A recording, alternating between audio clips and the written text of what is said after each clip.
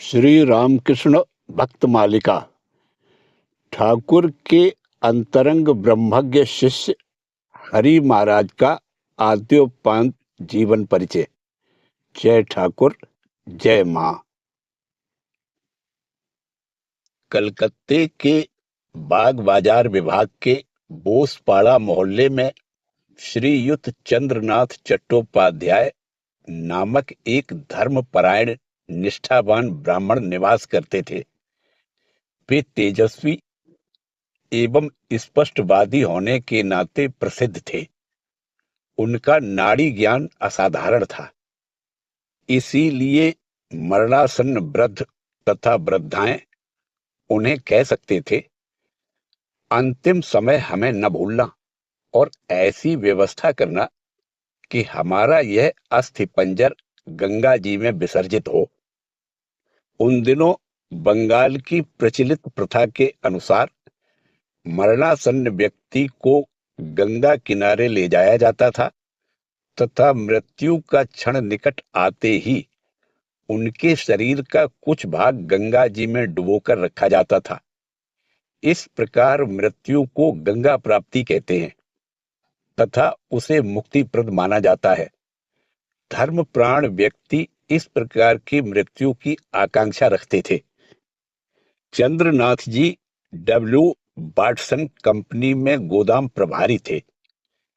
इस साधारण सी आमदनी में ही वे अपनी सहधर्मिणी प्रसन्नमयी के साथ आनंद पूर्वक जीवन यापन करते थे।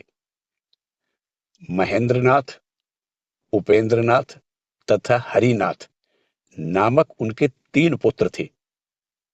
उनकी कन्याओं में सबसे बड़ी को छोड़कर शेष सभी अकाल ही काल कलवित हो गई थी। ये हरिनाथ ही आगे चलकर हमारे स्वामी तुरायानंद हुए। इनका जन्म 3 जनवरी 1863 ईस्वी शनिवार पौष शुक्ला चतुर्दशी मृगशिरा नक्षत्र 9 बजे को हुआ था।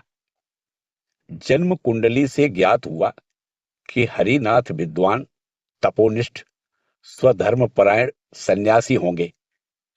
बालक के जन्म पर चंद्रनाथ के ताऊजी ने कहा था, कृष्ण आए हैं। हरि का प्रसादी पुत्र मानकर चंद्रनाथ ने जातक का नाम हरिनाथ रखा।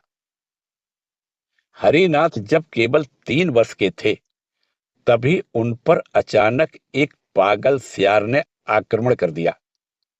मां प्रसन्नमयी ने शिशु की रक्षा का दूसरा कोई उपाय न देखकर उसे दोनों हाथों से ऊपर उठाए रखा। इस प्रकार संतान की तो रक्षा हो गई, पर सियार के काट लेने से मां का शीघ्र ही देहांत हो गया। इसके बाद से हरिनाथ के लालन पालन का भार बड़ी भाभी के ऊपर पड़ा। महेंद्रनाथ हरिनाथ से 20 वर्ष तथा उपेंद्रनाथ से 10 वर्ष बड़े थे। स्नेह परायण तथा कोमल चित भाभी के लाड़ दुलार से हरिनाथ मां का अभाव यद्यप बहुत कुछ भूल गए, पर इस शून्यता ने उनकी किशोरावस्था में अज्ञात रूप से कुछ परिवर्तन ला दिया। सहिष्णुता की मूर्ति जननी के समक्ष जो हरिनाथ विशेष चंचल थे, वे भाभी के समक्ष अब अत्यंत शांत तथा आज्ञाकारी हो गए।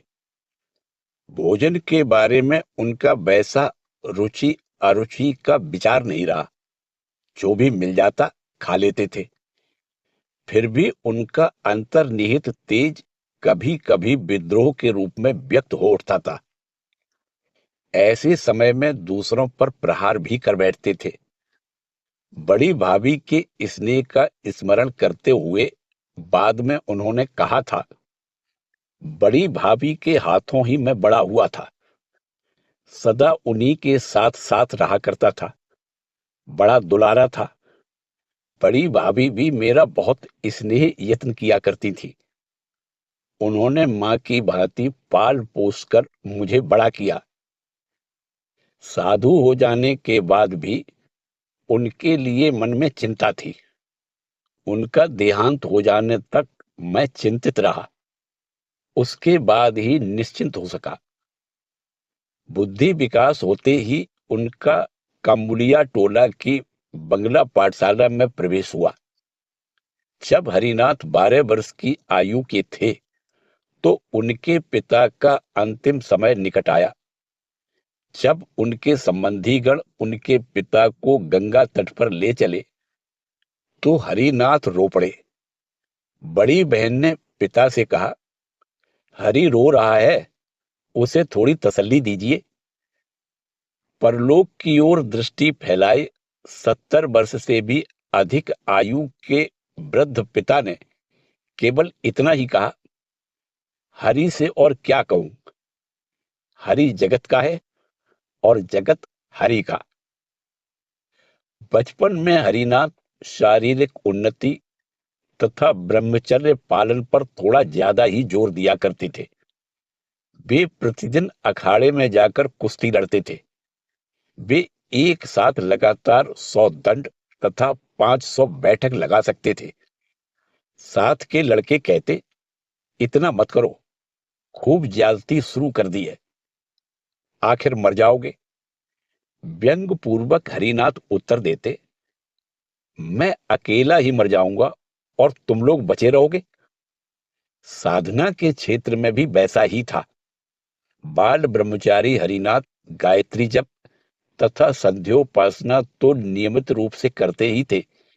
इसके अतिरिक्त उन्हें प्रतिदिन 3 बार गंगा स्नान, स्वपाक हविष्यान्न भोजन तथा कठिन शैया पर शयन आदि का अभ्यास था।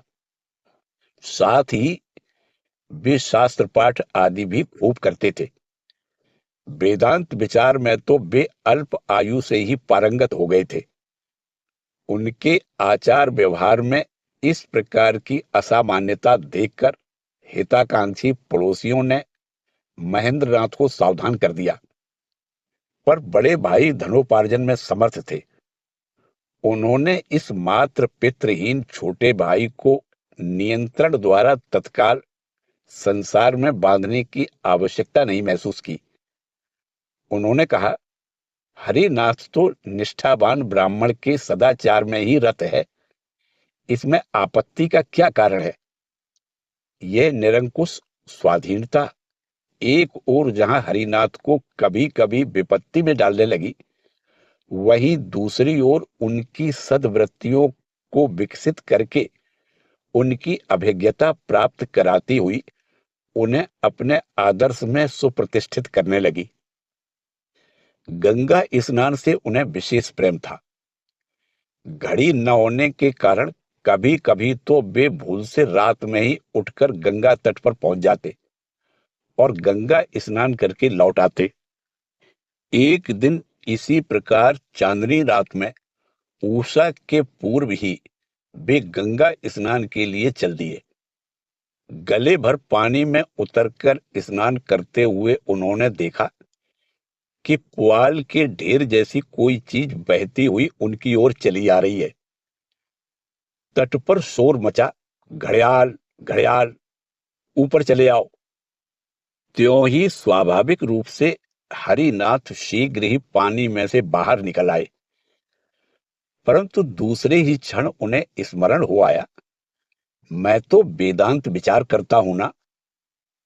क्या यही है मेरा ब्रह्म सत्य जगत मिथ्या कहना। बस वे पुनः गंगा में उतरकर विचार करने लगे, मैं शुद्ध आत्मा हूं, मेरा देह नहीं है, मृत्यु नहीं है। सौभाग्यवश जल में खलबली हो उठने से अथवा अन्य किसी कारणवश घड़ियाल फिर दिखाई नहीं दिया। आचार निष्ठ होने पर भी हरिनाथ गुणग्राही थे। उन दिनों जनरल असेंबली में बाइबल पाठ अनिवार्य होने पर भी पाठ के समय कक्षा प्रायः शून्य ही रहा करती थी। पर हरिनाथ अपने हाथ से नारायण की पूजा करके विद्यालय में पहुंचकर श्रद्धा पूर्वक बाइबल का पाठ सुना करते थे। कविवर सुरेंद्रनाथ मजूमदार का महिला काव्य तथा तुलसीदास की दोहावली उन्हें कंठस्थ थी। संध्या समय गंगा तट पर बैठकर वे महिला काव्य से माता के अंश की अथवा दोहाबली की अविच्छिन्न आवृत्ति करते रहते थे, जिससे सांध्य किरणोद्भासित पवित्र गंगा तट पर एक अपूर्व आध्यात्मिक वातावरण की सृष्टि हो जाती थी। पिता के देहावसान के पश्चात भोजन आदि के बारे में हरिनाथ की कठोरता क्रमशः बढ़ती जा रही थी, परंतु शरीर के सहन कर पाने की भी तो कोई सीमा है। शीघ्र ही उन्हें आमातिसार हो गया और घर के लोगों के बहुत कहने सुनने पर उन्हें इस विषय में थोड़ा शिथिल होना पड़ा। इस प्रकार बाहर की कठोरता कुछ मंद हो जाने पर भी एक घटना ने उनके अंतर के वैराग्य को और भी तीव्र कर दिया। प्रियनाथ तथा केदारनाथ नाम के उनके दो चचेरे भाई थे, जो उन्हें विशेष प्रिय थे। केदारनाथ का कम उम्र में ही हैजे से देहांत हो गया। हरिनाथ ने खड़े खड़े सारा दृश्य देखा। मानव जीवन कितना क्षणभंगुर है तथा मृत्यु के सम्मुख मानव के सारे प्रयास, स्नेह के सारे आकर्षण कितने व्यर्थ हैं। इस घटना के कुछ दिन बाद ही चितपुर के सर्वमंगला के मंदिर में एक वाक सिद्ध साधु का आगमन हुआ। अपने बाल मित्र गंगाधर अर्थात स्वामी अखंडानंद के साथ हरिनाथ प्रायः वहां जाते थे, परंतु इन साधु के समक्ष अन्य सकाम दर्शकों के समान कोई भी प्रार्थना व्यक्त न करते हुए वे चुपचाप बैठे रहते थे। एक दिन साधु का ध्यान इस ओर गया और उन्होंने हरिनाथ से पूछा, तुम आते जाते हो पर मांगते कुछ नहीं, तुम्हें क्या चाहिए? हरिनाथ ने उत्तर दिया, साधन भजन और भगवत प्राप्ति।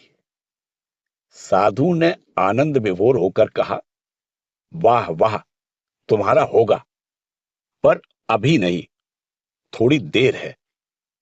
इस समय घर में रहकर साधन करो। हरिनाथ साधु का आदेश शिरोधार्य करते हुए घर ही में रहकर साधन भजन में मग्न हो गए। उन दिनों हरिनाथ के मन में धर्म पिपासा जगी हुई थी। यथार्थ धर्म की खोज में वे सर्वत्र घूम रहे थे। ऐसे समय मोहल्ले में खबर फैली कि परमहंस श्री रामकृष्ण देव दीननाथ बोस के मकान पर आ रहे हैं। सुनकर वे गंगाधर के साथ वहां जा पहुंचे। हरिनाथ की उम्र उस समय 13 या 14 वर्ष की रही होगी। उनके श्री रामकृष्ण देव के प्रथम दर्शन का वर्णन उनके एक पत्र में मिलता है। उन दिनों ठाकुर का केशव चंद्र के साथ नया नया परिचय हुआ था।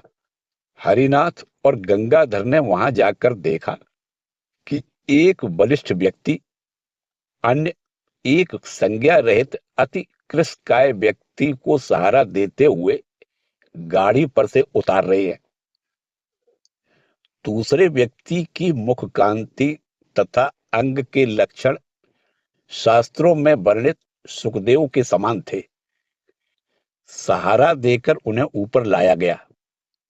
बाद में उनकी चेतना लौटी और उन्होंने अपने मधुर कंठ से यशोदा तुम्हें नीलमणि कहकर नचाया करती थी आदि भजन गाया तथा काफी देर तक परमार्थ चर्चा की।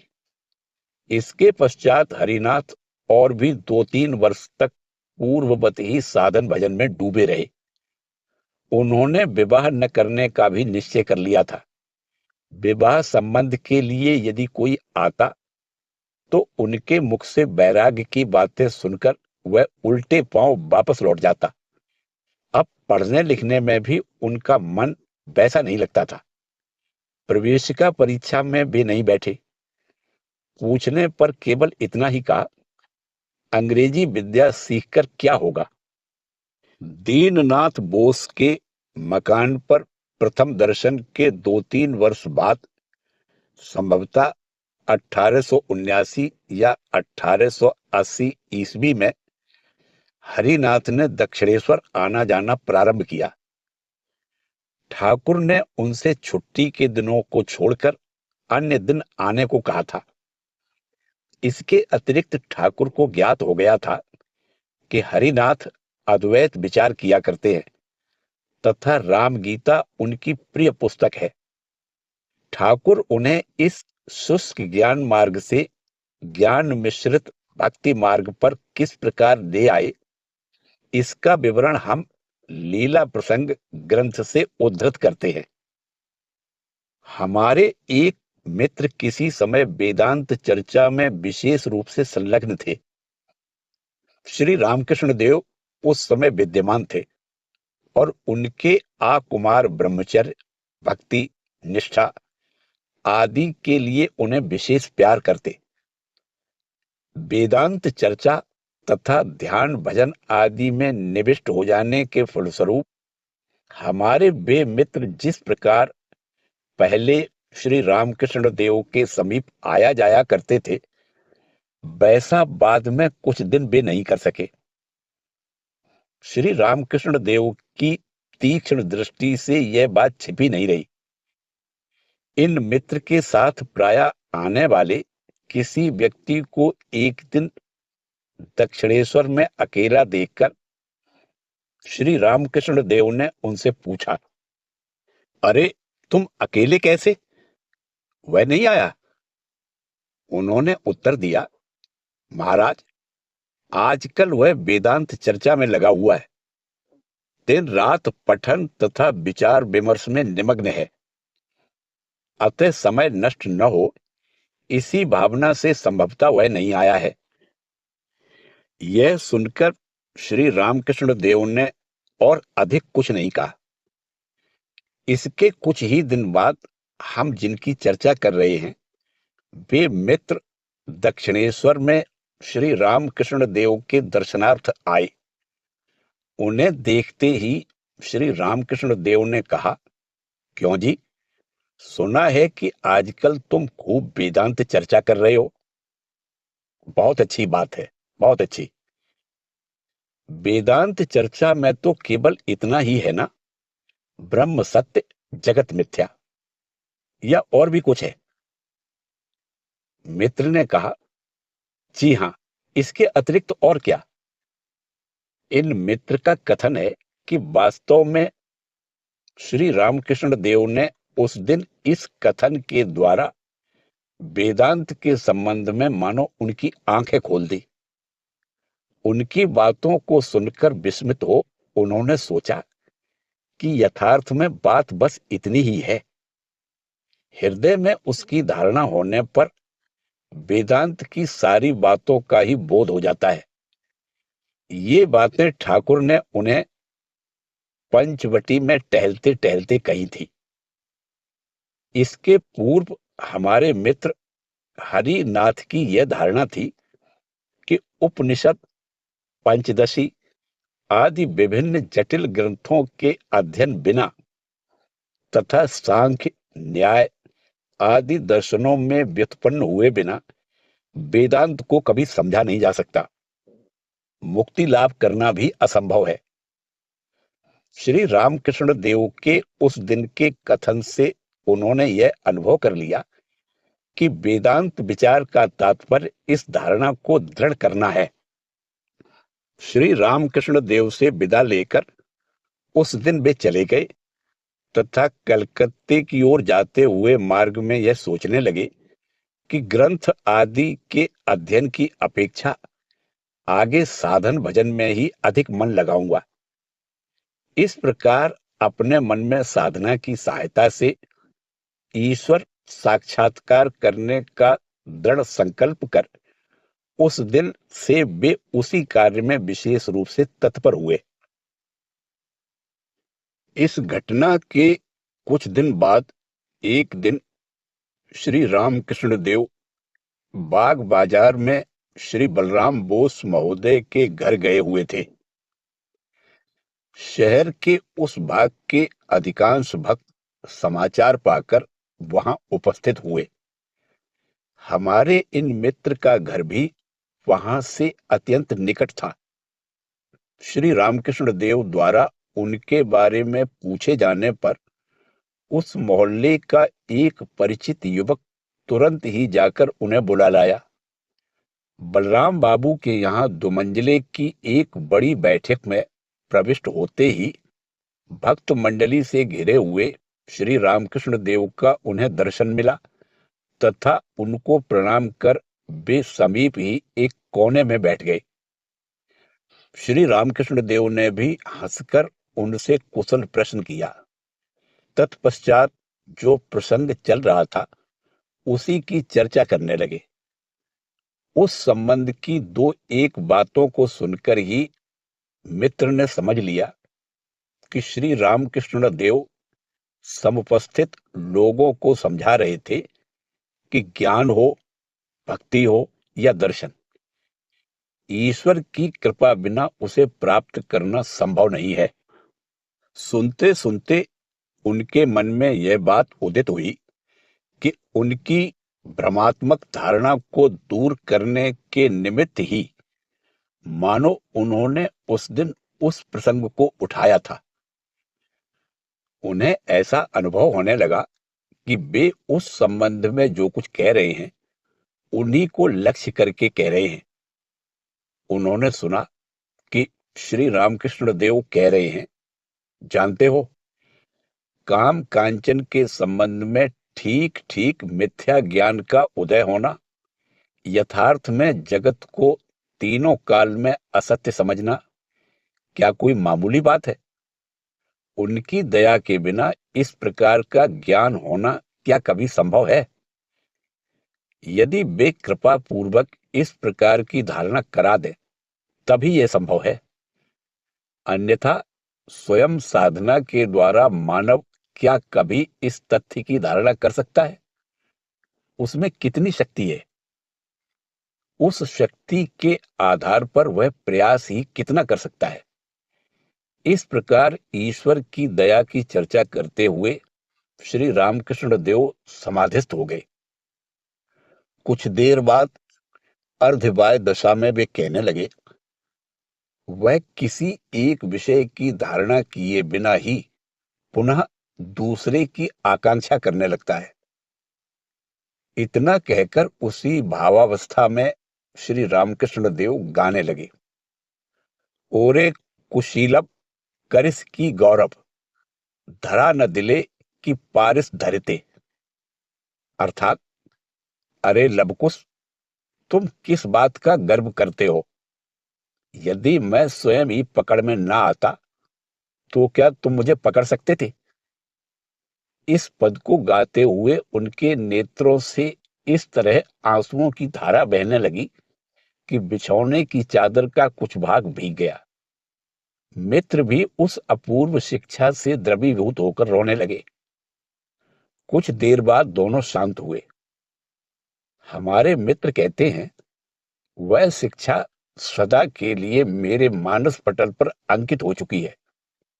इस दिन से मैं समझ गया कि ईश्वर की कृपा के बिना कुछ भी होने का नहीं है। हरिनाथ ने एक दिन ठाकुर से प्रश्न किया, महाराज, काम पूरी तौर से कैसे जा सकता है? ठाकुर ने उत्तर दिया, जाएगा क्यों रे, दिशा मोड़ देना। हरिनाथ समझते थे कि संघर्ष के द्वारा ही सभी मनोवृत्तियों पर विजय पाया जा सकता है। अतः यह उत्तर पाकर वे विस्मित हुए और जब उन्होंने उसका प्रत्यक्ष परिणाम देखा तब तो उनके विस्मय का ठिकाना ही नहीं रहा। इस दृष्टिकोण में परिवर्तन के बारे में सीखने को उन्हें अन्य भी अवसर मिले थे। बाल ब्रह्मचारी हरिनाथ नारी मात्र को ही घृणा की दृष्टि से देखते थे। यहां तक कि मात्र स्थानीय बड़ी भाभी के हाथ से भोजन करने में भी उनके मन में संकोच होता था। बालिकाओं को तो वे अपने पास भी नहीं फटकने देते थे। एक दिन ठाकुर इसी विषय पर उपदेश दे रहे थे कि हरिनाथ बोल उठे, ओह, मैं तो उनकी हवा तक नहीं सह सकता। ठाकुर तुरंत ही उन्हें फटकारते हुए बोले, तू मूर्ख जैसी बातें कर रहा है। नारी मूर्तियों की ओर भला अवज्ञा की दृष्टि से क्यों देखा जाए? वे जगदम्बा की मानवीय मूर्तियां हैं। उन्हें माता के समान देखना तथा सम्मान देना, उनके प्रभाव से मुक्त होने का यही उपाय है। ऐसा न करके तो उनकी जितनी अवज्ञा करेगा, उतना ही उनके फंदे में फंसेगा। एक दिन हरिनाथ ने ठाकुर से कहा, महाराज, जब मैं यहां आता हूं तो अच्छी उद्दीपना होती है, परंतु कलकत्ता लौट जाने पर वह उद्दीपना क्यों चली जाती है?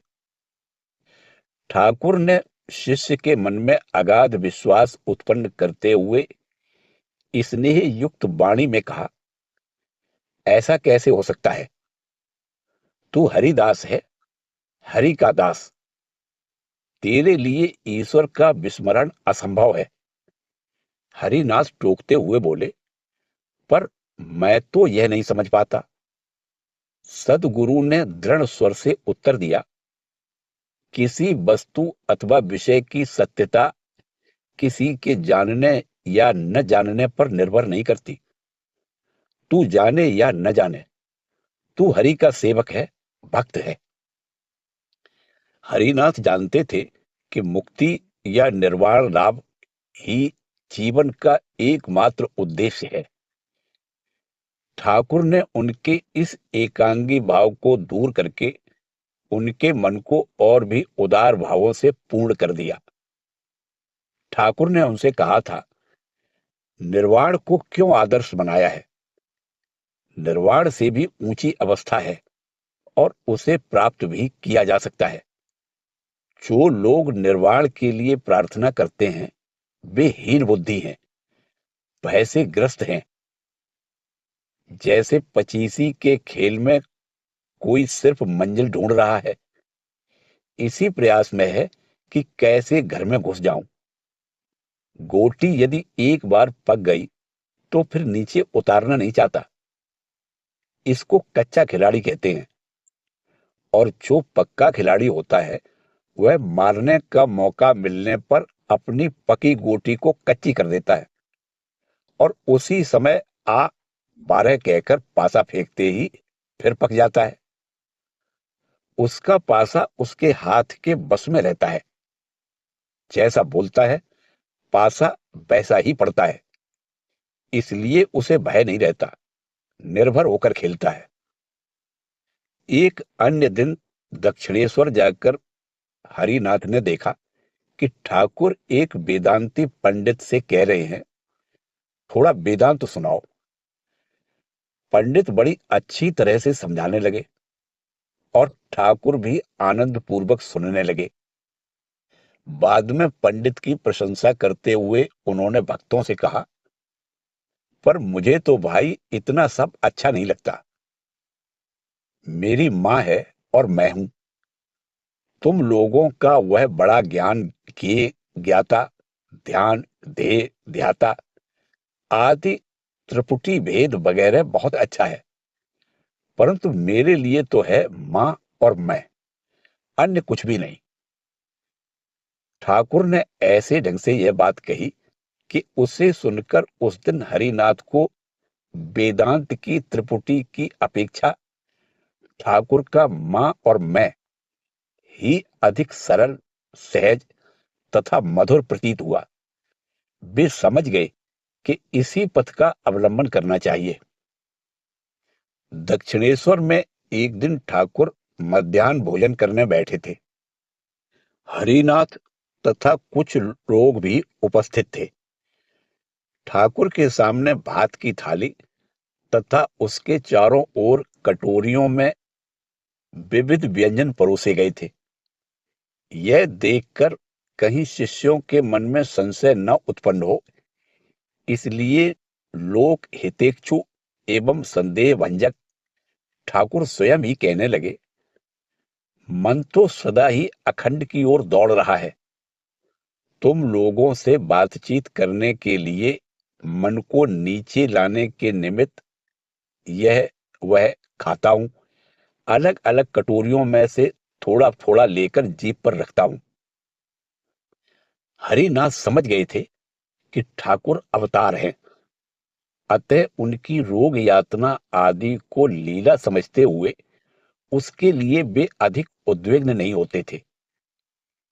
एक दिन काशीपुर में ठाकुर के दर्शन करने जाकर उन्होंने उनसे पूछा, तबीयत कैसी है?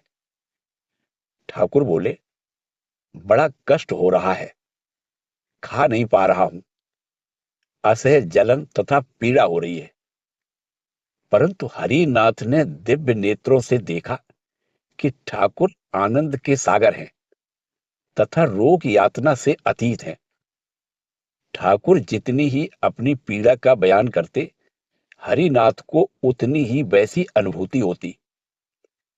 बारंबार ऐसा होने पर उन्होंने ठाकुर से कहा, आप चाहे जो भी क्यों न कहें, मैं तो देख रहा हूं कि आप अपार आनंद के सागर हैं। सुनकर ठाकुर मधुर मुस्कान के साथ कह उठे, दुष्ट ने पकड़ लिया रे। दक्षिणेश्वर में आते जाते हरिनाथ की नरेंद्रनाथ के साथ अच्छी श्रद्धा मिश्रित मित्रता हो गई थी। कई बार तो दोनों एक ही साथ पैदल या गाड़ी में दक्षिणेश्वर जाया करते थे। एक दिन बराहनगर के रास्ते पैदल लौटते समय नरेंद्रनाथ ने हरिनाथ से कहा, ठाकुर के बारे में कुछ कहो। हरिनाथ ने उत्तर दिया, और क्या कहूं?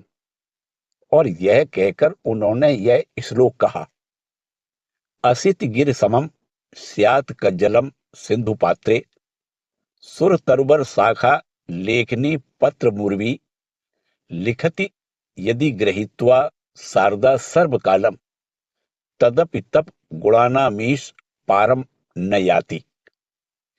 नरेंद्रनाथ भी अनेक बातें कहते रहे, फिर कहा, उनकी बात और क्या कहूं? मुझसे यदि पूछो तो मैं कहूंगा, वे मूर्तिमंत प्रेम हैं। और एक दिन नरेंद्रनाथ ने उनसे कहा था, हरि भाई, भगवान क्या शाक भाजी हैं जो इतना दाम देकर उन्हें खरीद लोगे? यमे वैस ब्रणुते तेन लभ्या। परमात्मा जिस पर कृपा करते हैं उसी को प्राप्त होते हैं। श्री रामकृष्ण देव के देह त्याग के थोड़े ही दिनों बाद हरिनाथ वैराग्य के प्रबल आकर्षण से एकमात्र वस्त्र पहने और एक रजाई की खोल कंधे पर डाले घर से निकले और आसाम में शिलोंग तक भ्रमण कराए। तदुपरांत 24 वर्ष की आयु में 1887 ईस्वी में वे बराहनगर मठ में सम्मिलित हुए तथा संन्यास ग्रहण के पश्चात स्वामी तुरायानंद के नाम से प्रसिद्ध हुए। संन्यास के बाद भी उनकी अपने भाइयों के प्रति प्रेम में कमी नहीं आई। एक दिन उनके मझले भाई उपेंद्रनाथ ने एक मुंडित मस्तक तरुण सन्यासी को अपने समक्ष खड़ा देखा। सन्यासी के नेत्र सचल थे। उपेंद्रनाथ ने पहचाना कि ये हरिनाथ ही है। पूछा, रो क्यों रहे हो? यही तो तुम चाहते थे ना? उत्तर मिला, आप लोगों के प्रति मैं कई तरह से ऋणी हूं। बड़े भाई ने आश्वासन देते हुए कहा, सो हो, बड़े भाइयों का जो कर्तव्य होता है हमने उतना ही किया है। पर तुम जब गृहस्थ नहीं हुए तो तुम्हारे लिए यही पथ उत्तम है। मैं आशीर्वाद देता हूं कि तुम्हें सिद्धि लाभ हो। बस मानो मेघ रहित शरद आकाश रवि किरणों से उद्भासित हो गया। हरिनाथ के अश्रुसिक्त चेहरे पर आनंद की आभा खिल उठी। नवीन सन्यासी तुरायानंद बराहनगर की परिधि में ही आबद्ध होकर नहीं रह सके और परिव्राजक साधक के रूप में एक के बाद एक तीर्थों का भ्रमण करने लगे। इस प्रकार 1889 ईस्वी में उन्होंने स्वामी शारदानंद आदि के साथ ऋषिकेश में तपस्या की तथा अगले वर्ष गर्मियों में गंगोत्री आदि तीर्थों का दर्शन करने गए। गंगोत्री से लौटकर वे अकेले ही भ्रमण करते हुए मसूरी पर्वत की तराई में स्थित राजपुर पहुंचे और वहां तपस्या में डूब गए। यहां सरकार के खुफिया विभाग के एक कर्मचारी ने उनका पीछा किया तथा विविध प्रश्नों के द्वारा उन्हें तंग करने लगा। क्या आप पुलिस से नहीं डरते हैं? पूंछ के ऊपर पांव पड़ने पर स्वाभिमानी सिंह जिस प्रकार वीर विक्रम से खड़ा होकर गर्जन करने लगता है, पुरुष सिंह तुरायानंद भी उसी प्रकार गरज उठे। मैं यम से भी नहीं डरता, पुलिस तो किस खेत की मूली है। हिंस्र पशुओं की परवाह न करते हुए गहन वन में विचरण करने वाले वे भला इस संसार अरण्य के क्षुद्र हिंस्र मानव से कैसे पराजित होंगे। वस्तुतः पुलिस को ही हार माननी पड़ी। वह व्यक्ति बाद में उनका अनुरागी भक्त बन गया। 1890 ईस्वी के अंत में स्वामी विवेकानंद जी के साथ विभिन्न स्थानों पर कुछ दिन बिताने के बाद हरि महाराज ब्रह्मानंद जी के साथ दिल्ली से ज्वालामुखी आदि तीर्थों का दर्शन करने चले। पंजाब और सिंध के अनेक स्थानों का दर्शन करने के पश्चात 1893 ईस्वी के प्रारंभ में वे स्वामी ब्रह्मानंद के साथ बंबई आए तथा स्वामी विवेकानंद से मिले। स्वामी जी उस समय अमेरिका जाने की तैयारी में थे। एक दिन स्वामी जी ने कहा कि उनका स्वास्थ्य ठीक न होने के कारण हरि महाराज को ही आगंतुकों के साथ धर्म चर्चा करनी होगी। उन्होंने चर्चा आरंभ की तथा वैराग्य के ही उपदेश दिए।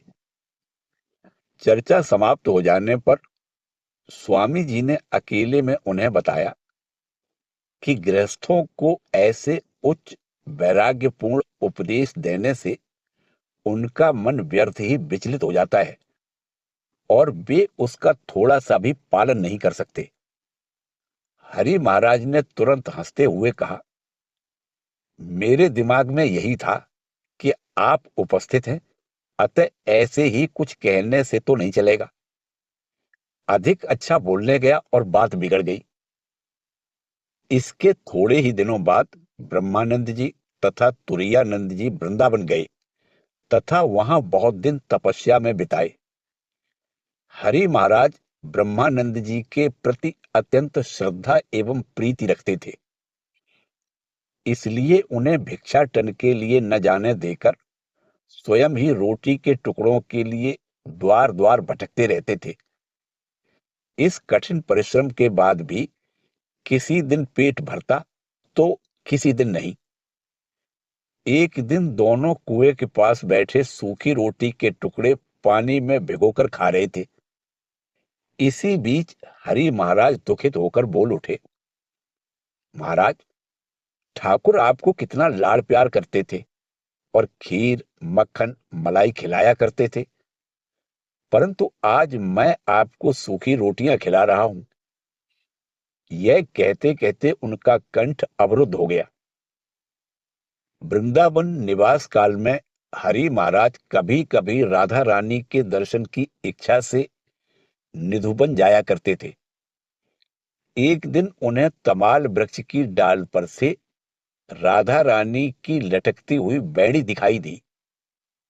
पहले तो उन्होंने उसे मोर की पूंछ समझा, पर तुरंत ही सत्य ने उनके नेत्रों के सम्मुख प्रकट होकर उन्हें विस्मित कर दिया। एक दिन अनेक घरों में भिक्षा मांगते हुए थक जाने पर भी उन्हें कुछ नहीं मिला। इससे उन्हें अपने शरीर के ऊपर क्रोध आया। पानी में भिगोई हुई रोटी मुंह में डालते हुए वे कहने लगे, दुष्ट शरीर, तेरे ही लिए तो इतना कष्ट है। ले खा। इसके बाद उन्हें स्पष्ट अनुभूति हुई, मैं देह नहीं हूं, स्वतंत्र, क्षुधा तृष्णा से रहित आत्मा हूं। शरीर प्रत्येक जीर्ण वस्त्र के समान अलग पड़ा हुआ है। इस अनुभव के साथ ही भूख एवं भ्रमण से थका उनका शरीर भूशैया पर लौट गया। नींद खुलने पर उन्होंने पाया कि उनकी शारीरिक थकान बिल्कुल मिट चुकी है और देह मन को व्याप्त करता हुआ एक असीम आनंद विराज रहा है। इसके पश्चात वे अयोध्या आदि स्थानों का दर्शन करते हुए 1894 ईस्वी के अंत तक मठ में लौट आए और प्रायः वही निवास करने लगे। केवल बीच में एक बार वे देवभोग जाकर नाग महाशय से मुलाकात कर आए थे और 1896 ईस्वी के अंत में मुंगेर, मिथिला आदि स्थानों को भी गए थे। हरि महाराज के परिव्राजक जीवन की कुछ घटनाओं का काल निर्धारण असंभव है, किंतु चरित्र चित्रण की दृष्टि से वे अपरिहार्य हैं। एक बार ग्रीष्म की एक दोपहरी में नंगे पांव भिक्षाटन करने के बाद वे प्रयाग के किसी अमराई में कुएं के शीतल जल से स्नान करने गए, किंतु मूर्छित होकर धरती पर गिर पड़े। सौभाग्यवश उसी अंचल के एक साधु भक्त की सेवा से 2 दिन बाद उनकी चेतना लौटी। एक बार राह चलते उनके मन में आया, दुनिया में सभी लोग किसी न किसी कार्य के संपादन में लगे हुए हैं, सिर्फ मैं ही घुमक्कड़ जैसा व्यर्थ जीवन बिता रहा हूं। इसके बाद वे केसी घाट में लेटे हुए ध्यान कर रहे थे। ऐसे समय उन्हें अनुभूति हुई कि वे मानो सुविशाल भूतल पर लेटे हुए हैं और उनका शरीर आकाश से पाताल तक व्याप्त है तथा इस गंभीर निस्तब्धता को भंग करती हुई एक दिव्य वाणी उठ रही है, देखो तुम कितने महान हो। तुम क्यों सोचते हो कि तुम्हारा जीवन व्यर्थ है? उठो, जागो, परम सत्य को प्राप्त करो। उस सत्य का एक कण भी विश्व को मुक्त कर दे सकता है। यही सर्वोच्च जीवन है। स्वामी तुरायानंद चौंक कर जाग गए और उनकी गिलानी सदैव के लिए दूर हो गई। सौराष्ट्र में गिरनार पर्वत पर जाकर वे बीमार पड़ गए। पहले तो वे वैद्य के पास जाने को उद्यत हुए, पर दूसरे ही क्षण उनकी स्मृति जाग उठी। औषधम जाह्नवीय तोयम वैद्यो नारायणो हरि। बस फिर वैद्य के घर जाना नहीं हुआ। भगवान पर निर्भर रहकर गंगा जल से रोग निवारण करने के विचार से वे कुटिया में लौट आए। उपनिषदों में कहा गया है कि ब्रह्मज्ञ पुरुष को अभय पद की प्राप्ति होती है। उत्तर काशी में एक दिन प्रातःकाल गंगा स्नान को जाते हुए मार्ग में स्वामी तुरायानंद ने देखा कि एक बाघ किसी मृत देह को खा रहा है। त्यों ही पुराने संस्कार जाग उठे और उनकी गति रुक गई। परंतु दूसरे ही क्षण आत्मज्ञान ने उनसे कहा, बाघ मृत देह खा रहा है तो खाता रहे, इससे मैं क्यों भयभीत होऊं। और वे पुनः अपनी राह पर बढ़ चले। जब वे टिहरी गढ़वाल में तपस्या कर रहे थे, उस समय एक बार रात को गांव में शोर मचा कि बाघ आया है।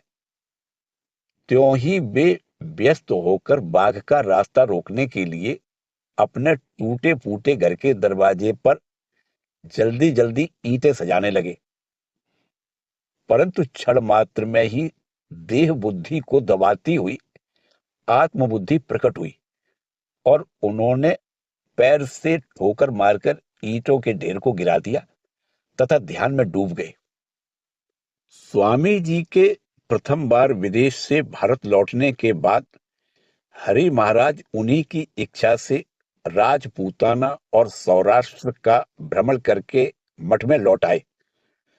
तब उन्हें पता चला कि स्वामी जी ने अपने स्वास्थ्य में सुधार के लिए समुद्र यात्रा करने के गुरु भाइयों के अनुरोध को इस शर्त पर स्वीकार कर लिया है कि हरि महाराज भी उनके साथ अमेरिका जाएं।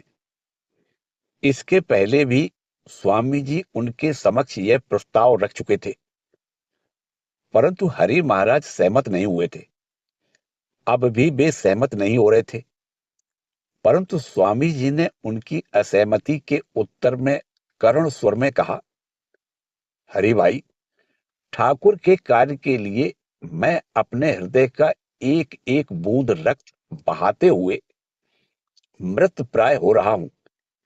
क्या तुम लोग इस कार्य में मेरी सहायता नहीं करोगे? केवल खड़े खड़े देखते ही रहोगे? आदेश जब करुण अनुरोध के रूप में सामने आता है तो किसका मन विचलित नहीं हो जाता। तुरायानंद ने इस युक्ति के समक्ष हथियार डाल दिए और जून 1899 ईस्वी में स्वामी जी के साथ कलकत्ते के बंदरगाह में जहाज पर सवार हुए। इंग्लैंड होते हुए वे अगस्त में न्यूयॉर्क पहुंचे। वहां कुछ दिन वेदांत समिति के भवन में निवास करने के पश्चात वे स्वामी जी के साथ ही रिजले मैनर में श्री लेगेट के घर अतिथि हुए। वहां पहुंचते ही स्वामी जी ने कहा, हरि भाई, मेरे पास के पैसे समाप्त हो चुके हैं। अब मैं तुम्हारा भार नहीं ले सकूंगा। अब तुम सोच लो कि क्या करोगे। हरि महाराज तो बड़ी चिंता में पड़ गए। अब इस विदेश में क्या करें? वे स्वामी जी को अच्छी तरह जानते थे, अतः समझ गए कि वे मजाक नहीं कर रहे हैं, बल्कि यह कृत्रिम कठोरता के आवरण में उन्हें कार्य क्षेत्र में उतारने का एक कठोरतर कौशल है। सोच विचार कर उन्होंने मांट क्लेयर की वृद्धा श्रीमती व्हीलर के घर जाने का निश्चय किया, परंतु जब स्वामी जी ने कहा कि वहां शास्त्र अध्ययन भी चलना चाहिए, तो तुरायानंद ने अस्वीकार कर दिया। अंत में केवल धर्म चर्चा का ही आदेश देते हुए स्वामी जी ने कहा, उसी से पर्याप्त कार्य होगा। हरि भाई, जीवन दिखाओ और भारत को भूल जाओ। ये शब्द तुरायानंद के हृदय में दृढ़ रूप से अंकित हो गए और इससे उनकी भावी कार्यावली ने नवीन रूप धारण किया। अस्तु, मांट क्लेयर पहुंचने पर इच्छा न होते हुए भी उन्हें अनेक कार्यों में मग्न हो जाना पड़ा, क्योंकि उन्हें पाकर श्रीमती व्हीलर का उत्साह दुगना हो गया और वे बहुत से लोगों को लाकर इस नवागत सन्यासी के समक्ष उपस्थित करने लगी। इसके अतिरिक्त मांट क्लेयर में रहते हुए तुरायानंद जी शनिवार तथा रविवार को न्यूयॉर्क जाकर वहां के कार्य में स्वामी अभेदानंद की सहायता किया करते थे। आगामी ग्रीष्म काल में अभेदानंद जी के अन्यत्र चले जाने पर तुरायानंद जी को ही वहां का पूरा कार्यभार संभालना पड़ा था। न्यूयॉर्क के वेदांत प्रेमियों ने पहले से ही उनका नाम तथा यश सुन रखा था और अब उन्हें अपने बीच घनिष्ठ रूप से पाकर वे लोग विशेष आनंदित हुए। वेदांत समिति की बैठक के बगल के एक अंधेरे कमरे में वे अधिकांश समय ध्यान मग्न बैठे रहते थे। केवल निर्दिष्ट समय पर ही आगंतुकों के साथ वार्तालाप करते थे। उस समय उनका आनंदपूर्ण स्मित मुख, सौजन्यपूर्ण व्यवहार तथा प्रतिपाद्य विषय को समझाने का कौशल आगंतुकों को मुग्ध कर लेता था। यद्यपि अंतर राज्य में मग्न रहना ही उनका स्वभाव सिद्ध भाव था। फिर भी जिज्ञासुओं की शंकाओं का समाधान करने में वे इतने तन्मय हो जाते थे कि समय ज्ञान भूलकर कभी कभी तो आधी रात तक चर्चा ही करते थे। वार्तालाप करते हुए बीच बीच में वे हरिओम, हरिओम तत्सत या शिव शिव का उच्चारण करते थे। कभी कभी वे अपने ही भाव में संस्कृत श्लोकों की आवृत्ति करते रहते थे। उसका अर्थ न समझने पर भी उपस्थित व्यक्ति उस गुरु गंभीर एवं मधुर उच्चारण पर मुग्ध हो जाते तथा वक्ता का अंतर्मुखी भाव देखकर मौन बैठे रहते थे। प्रश्नों का उत्तर देते समय वे अकस्मात मानो अनमने होकर सुदूर प्रांत में दृष्टि लगा देते थे। अपने इस आचरण को समझाते हुए वे स्वयं ही कहते, प्रश्न का उत्तर दो प्रकार से दिया जा सकता है। एक है उत्तर दे रहा हूं ऐसा सोचकर उत्तर देना, और दूसरा है अंतर से अपने आप ही उत्तर का आना। मेरा उत्तर अंतर से आता है। अंतरंग व्यक्तियों से वार्तालाप करते हुए तुरायानंद जी को स्थान काल तक का बोध नहीं रह जाता था। एक दिन की घटना से इस बात का अच्छा प्रमाण मिलता है।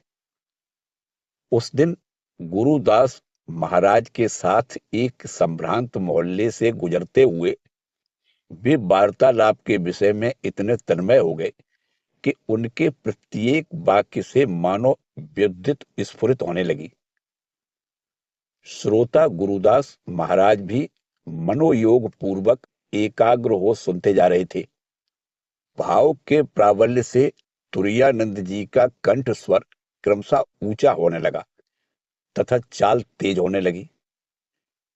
अचानक वे ठहर गए और शून्य में हाथ फैलाते हुए ऊंचे स्वर से बोल उठे, गुरुदास, सिंह के समान बनो, सिंह के समान बनो, पिंजरे को तोड़कर मुक्त हो जाओ, एक लंबी छलांग मारो और कार्य को हासिल कर लो।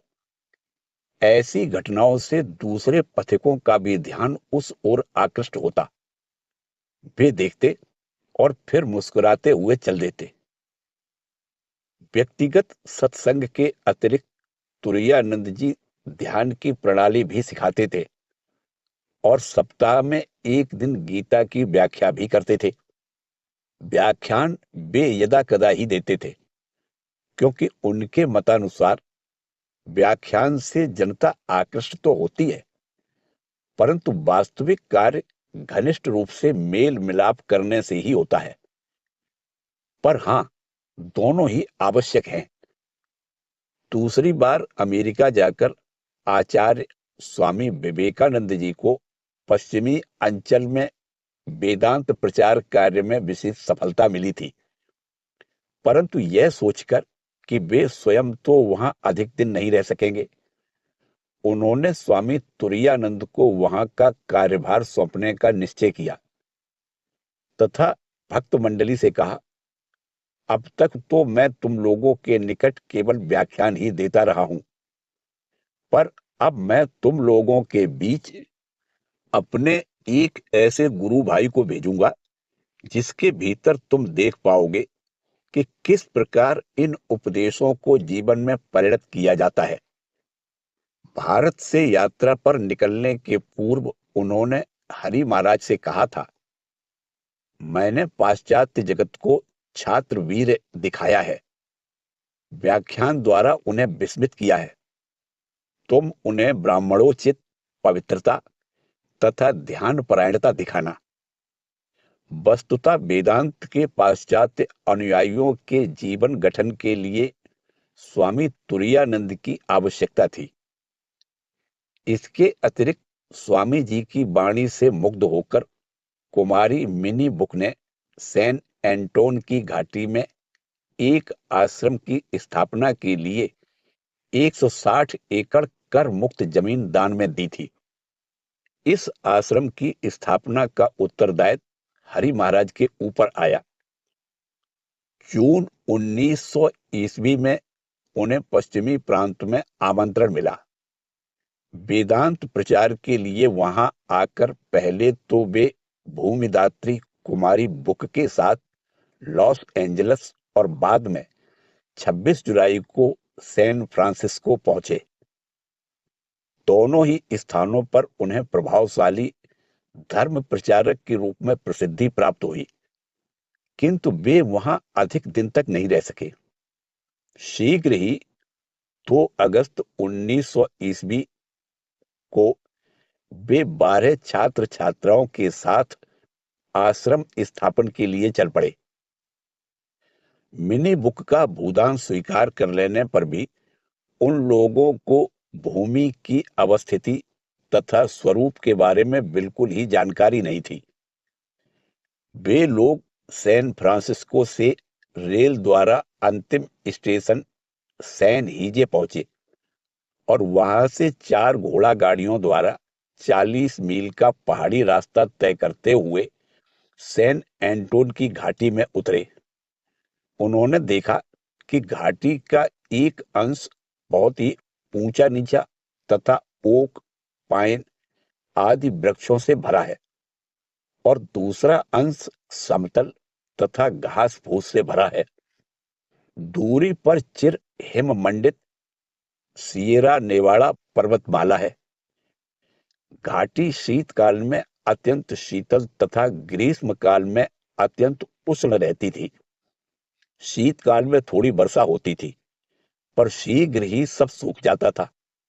आश्रम भूमि से लेकर बहने वाले सोते में भी जल का एक बूंद तक नहीं रहता था। पीने का पानी 4 मील दूर से ले आना पड़ता था। 465 बीघे में विस्तीर्ण आश्रम भूमि में लकड़ी के एक घर के अतिरिक्त और कुछ भी नहीं था। इस आश्रयहीन, जलहीन, निर्जन प्रदेश में रहने से इन सुख में पले अमेरिकी लोगों की मृत्यु निश्चित थी। इसी दुश्चिंता से व्याकुल हो तुरानंद ने एक छात्र से कह ही दिया, तुम लोग हमें यह कहां ले आए हो? उनका भाव समझ न पाकर एक छात्र ने कहा, स्वामी जी, आप तो हताश हो गए हैं। क्या आप जगन माता पर से विश्वास खो बैठे? जिस सन्यासी ने अपना सारा जीवन कठोर तपस्या में बिताया है, अपने छात्र छात्राओं के प्रति उनके हृदय की करुणा को समझ पाना भला एक अमेरिकी महिला के लिए कैसे संभव था? परंतु हरि महाराज ने उस छात्रा की बात का अनुमोदन करते हुए कहा, तुम में क्या विलक्षण विश्वास है। आज से तुम्हारा नाम श्रद्धा होगा। इस प्रकार शांति आश्रम का सूत्रपात हुआ। नवागतों ने मिलकर कुछ तंबू गाड़ दिए। उन्हीं में से एक में भूमि पर काठ की पटरियां बिछाकर स्वामी तुरानंद के निवास की व्यवस्था हुई। धीरे धीरे कच्ची ईंटों तथा लकड़ियों की सहायता से और भी कुछ कमरे तैयार हुए। आश्रम के सभी कार्यों में स्वामी तुरानंद उत्साह देते तथा स्वयं भी भाग लेते थे। किसी के मना करने पर भी कहते, मेरे स्वयं न करने पर ये लोग कैसे सीखेंगे। सभी के मिलजुल कर करने से काम जल्दी पूरा हो जाता है। एक दिन लकड़ी काटते समय असावधानी के कारण उनकी नाक में चोट लग गई और खून बहने लगा। इस पर हंसते हुए उन्होंने कहा, मुझे और भी अच्छा लकड़हारा बनना होगा। स्वामी तुरानंद के जीवन तथा वाणी से प्रेरित ही शांति आश्रम के सभी लोग तपस्या एवं अध्ययन आदि में तल्लीन हो गए। प्रातः काल स्नान के पश्चात शीतकाल में धूनी जलाकर कमरे में तथा ग्रीष्म काल में वृक्ष के नीचे ध्यान चलता था।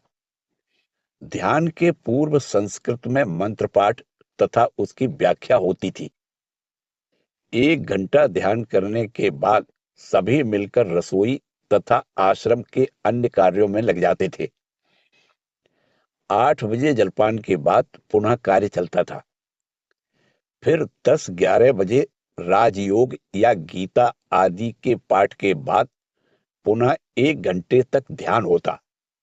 दोपहर को 1 बजे मध्याह्न भोजन तथा संध्या को 7 बजे सांध्य भोजन होता। इसके बाद सांध्य ध्यान होता था। मातृभाव में तन्मय हरि महाराज सभी को सभी अवस्थाओं में जगन माता का स्मरण करा दिया करते थे। जब कोई सांसारिक विषयों पर वार्तालाप में लगा रहता तो उसे उनकी हरि ओम की ध्वनि क्रमशः अपने निकट आती सुन पड़ती और साथ ही उसका चिंतन प्रवाह मां की ओर मुड़ जाता। वे कहते, आश्रम में केवल मां की ही बात है, मां का ही चिंतन चलता रहे। इस भगवत प्रवणता की तुरायानंद जी केवल मौखिक शिक्षा ही नहीं देते थे, उनका जीवन ही इसका एक उदाहरण था। एक दिन ध्यान काल में उनके हाथ में किसी कीड़े ने काट लिया, परंतु बाहर कुछ भी प्रकट न करते हुए वे पूर्ववत ध्यान मग्न रहे। बाद में विष के प्रभाव से उनका हाथ अधिकाधिक सूजने लगा और प्राण संकट की स्थिति तक उपस्थित हो गई। किंतु दैव योग से संध्या को वहां एक ऐसे व्यक्ति का आगमन हुआ जो वेदांत के आकर्षण से 40 मील रास्ता पैदल तय करके शांति आश्रम में आए थे।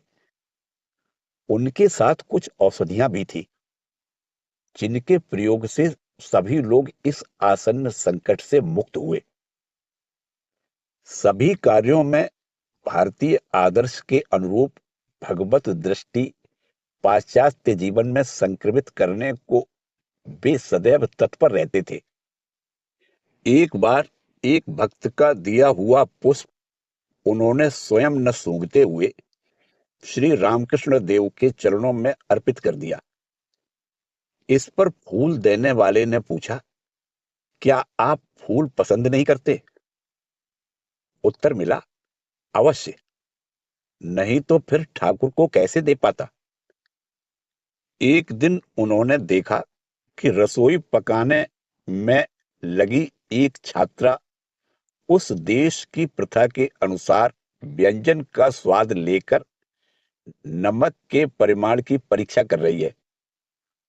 उन्होंने तुरंत ही उसे बतला दिया कि भारतवर्ष में भोजन ईश्वरार्थ पकाया जाता है और भोग लगाने के पूर्व उसे कोई भी नहीं चखता।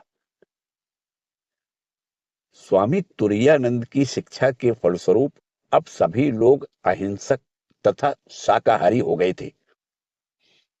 एक दिन उनके तंबू में पटरे के नीचे एक झुनझुनिया सांप आ घुसा। यह सांप बड़ा विषैला होता है और इसके चलते समय झुनझुन की ध्वनि निकलती है। अहिंसक आश्रम वासियों ने उस सांप को मारा नहीं, उसे वे कौशल से एक रस्सी बांधकर दूर ले गए और रस्सी को काटकर छोड़ दिया। 1-2 दिन बाद वही सांप मानो गले में टाई लगाए हुए पुनः प्रकट हुआ। इस बार भी उसे पहले ही की तरह पकड़कर और भी दूर छोड़ दिया गया। एक दिन वार्तालाप करते हुए स्वामी तुरायानंद ने बतलाया कि एक बार ठाकुर ने कहा था, मेरे और भी अनेक भक्त हैं जो भिन्न भाषा बोलते हैं, भिन्न देशों में रहते हैं तथा जिनके आचार व्यवहार भी भिन्न हैं।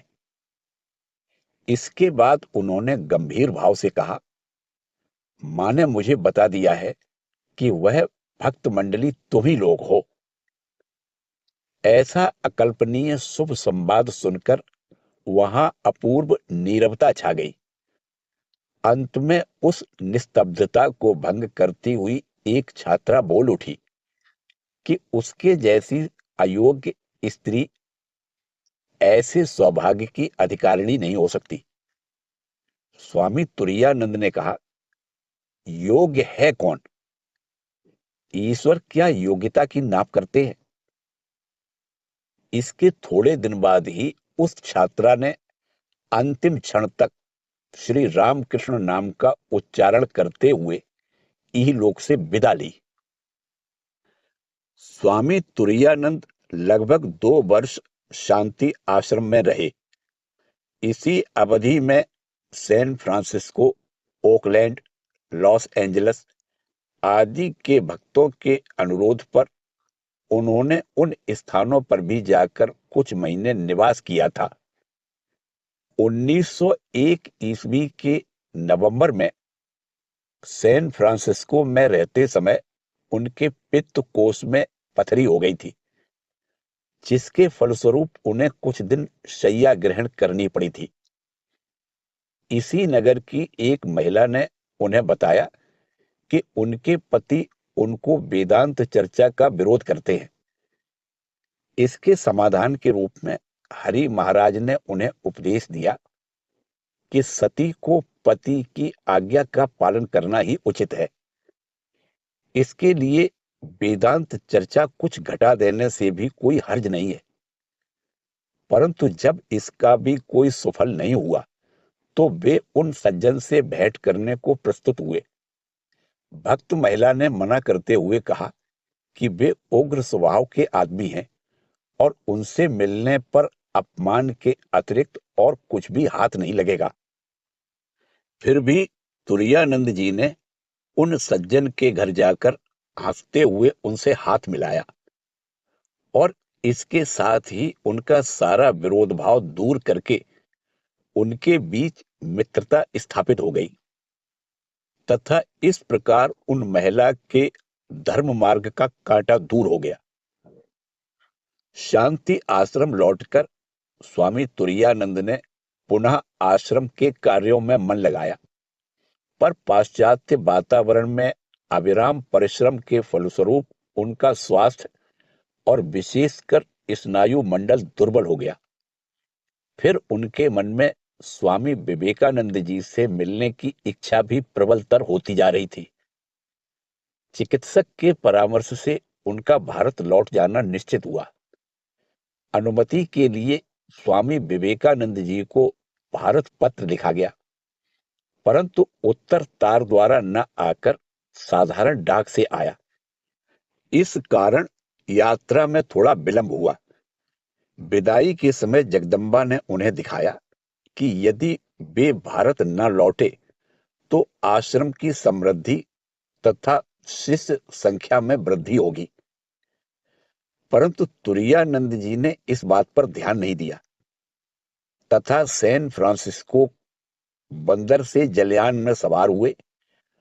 हृदय भाराक्रांत होने के कारण विदा लेते हुए उन्होंने गुरुदास से कहा, मैंने जगन माता के आदेश को न मानकर गलती की है, परंतु अब दूसरा कोई उपाय नहीं है।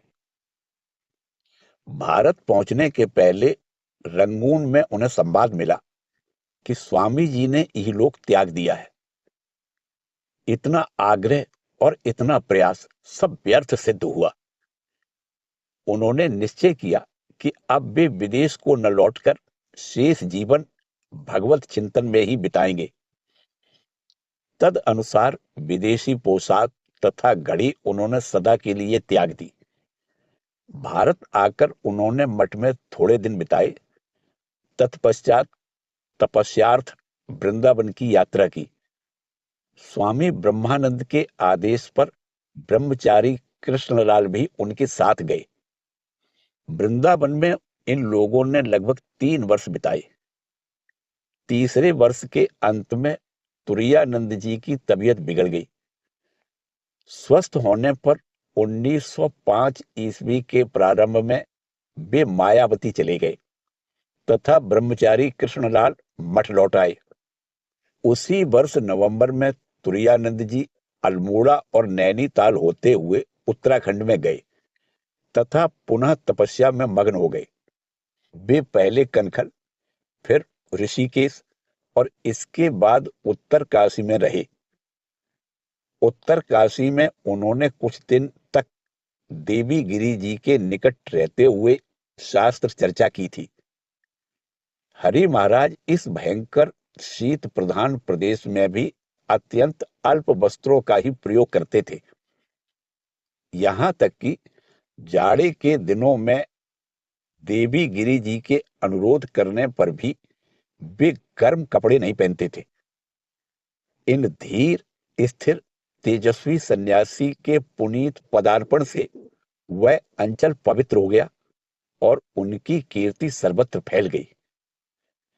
पाठ आदि के समय वे सर्वदा ज्ञान मुद्रा धारण किए पद्मासन में बैठा करते थे और बातें बहुत ही कम करते थे।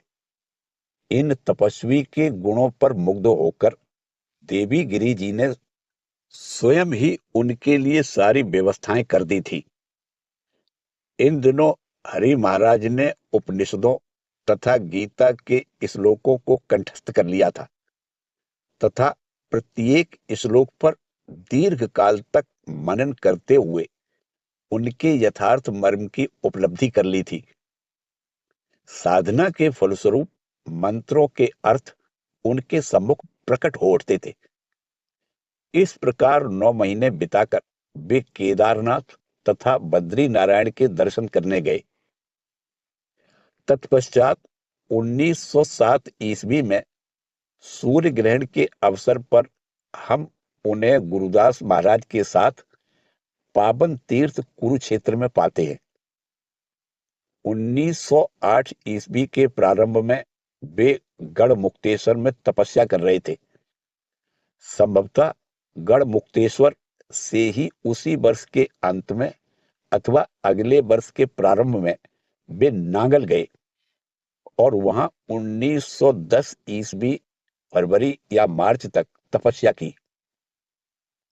नागल में शास्त्र प्रेमी तुरायानंद जी का तुलसी रामायण का पाठ सुनने को कई लोग एकत्र होते थे। प्रतिदिन वे नदी पार करके 1 मील दूर के गांव में भिक्षा मांगने जाते थे। उसी से उनके दोपहर के भोजन की व्यवस्था होती थी। रात में वे 1 पाव दूध भर लेते थे। कभी किसी साधु के आ जाने पर उसी में उन्हें देकर केवल थोड़ा सा ही अंश स्वयं ग्रहण करते थे। वस्त्र के अभाव में वे कौपीन मात्र पहने रहते थे। एक बार तो उसका भी अभाव हो गया।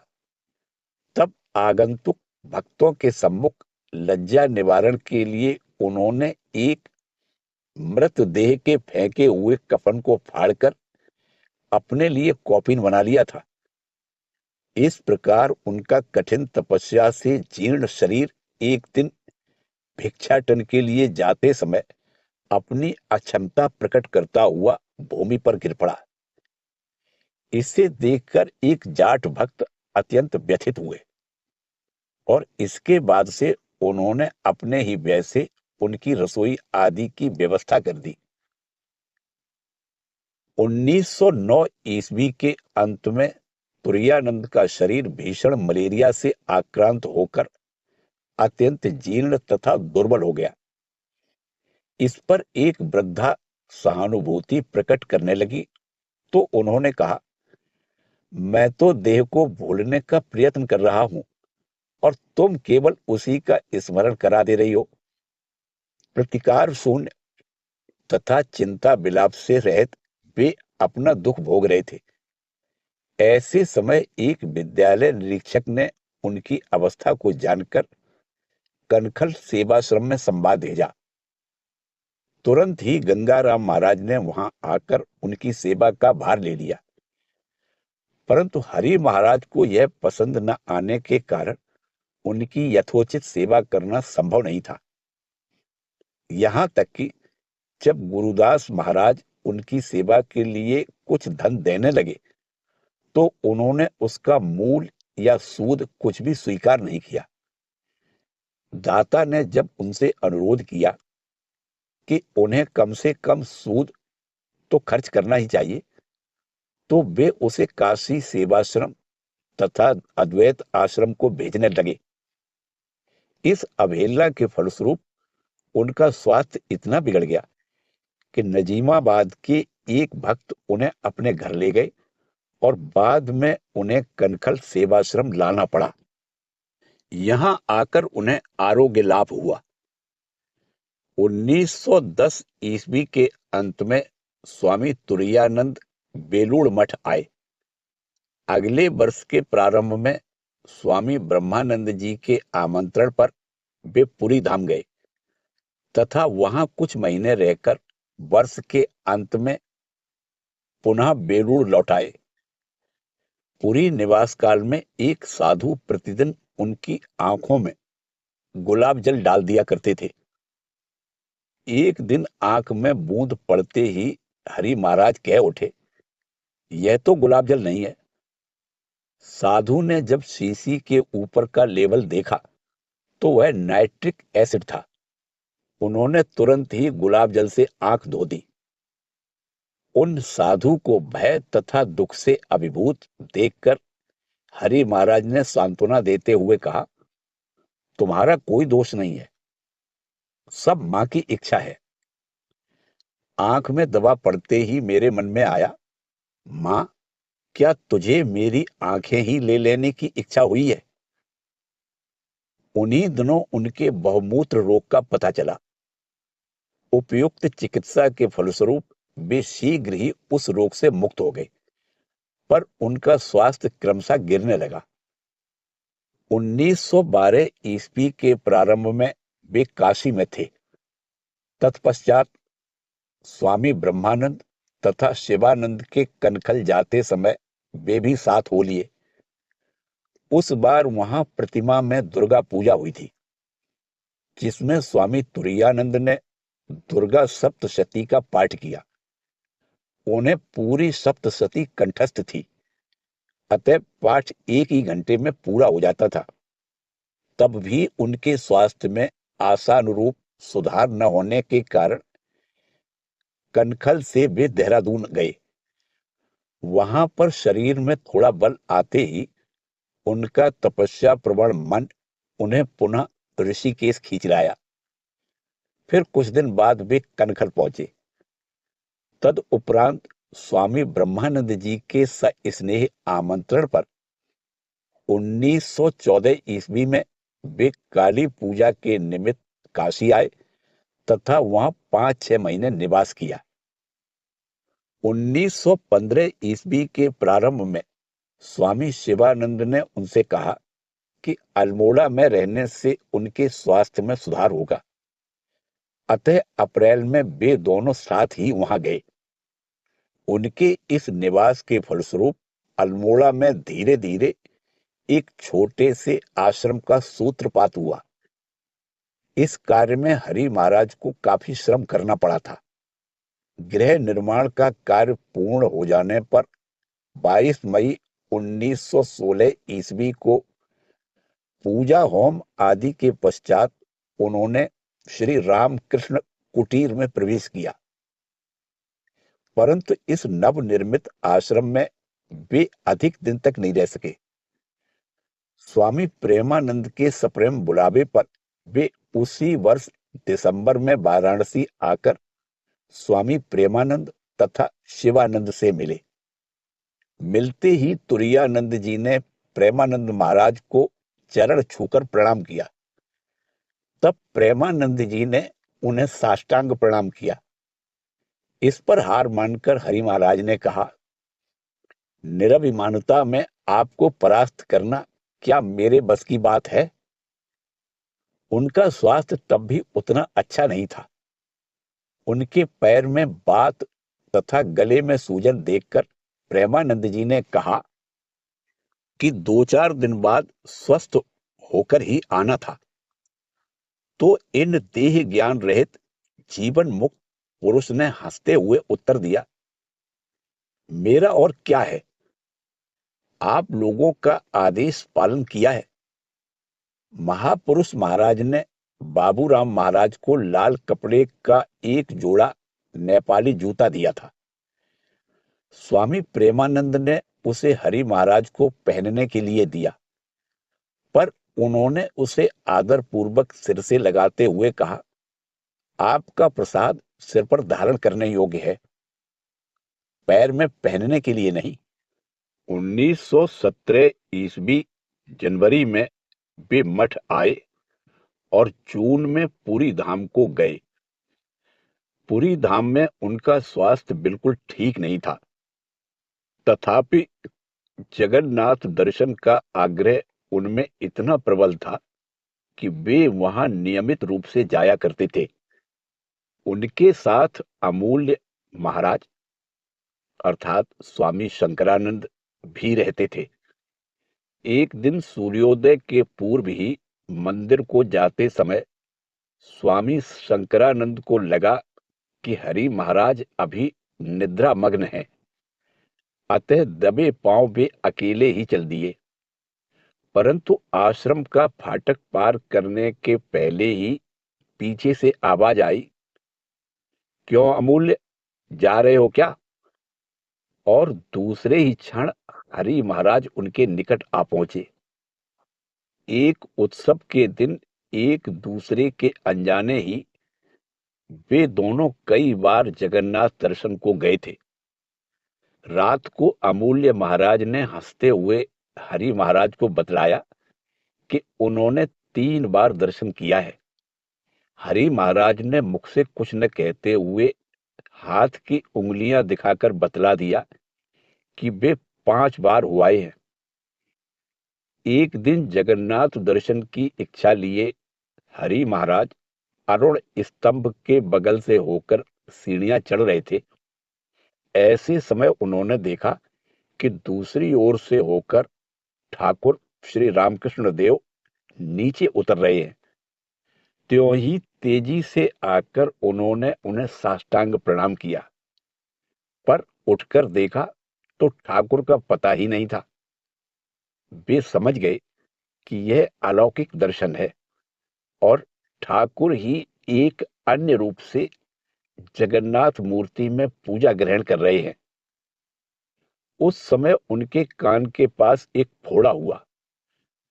बहुमूत्र के फलस्वरूप रक्त दूषित हो जाने के कारण उसने भीषण रूप धारण कर लिया और उस पर शल्य क्रिया करनी पड़ी। स्वामी तुरायानंद में तितिक्षा शक्ति इतनी अधिक थी कि इस बार अस्त्रोपचार के समय उन्होंने क्लोरोफॉर्म का उपयोग करने से मना कर दिया तथा सचेत अवस्था में मुखमंडल पर किसी प्रकार विकृति प्रकट न करते हुए यह असह्य वेदना सहन की।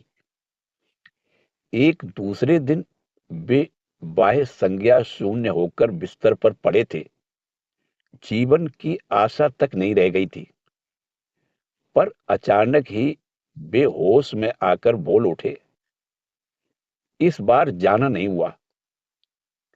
इस घटना के काफी दिनों बाद काशी सेवाश्रम में एक ग्रीष्म काल की संध्या को उन्होंने स्वामी निर्वेदानंद आदि से इस विषय में कहा था। पुरी में उस दिन बाह्य जगत का ज्ञान चले जाने पर मुझे बहुत से साधुओं और बाद में अनेक देवी देवताओं के दर्शन हुए।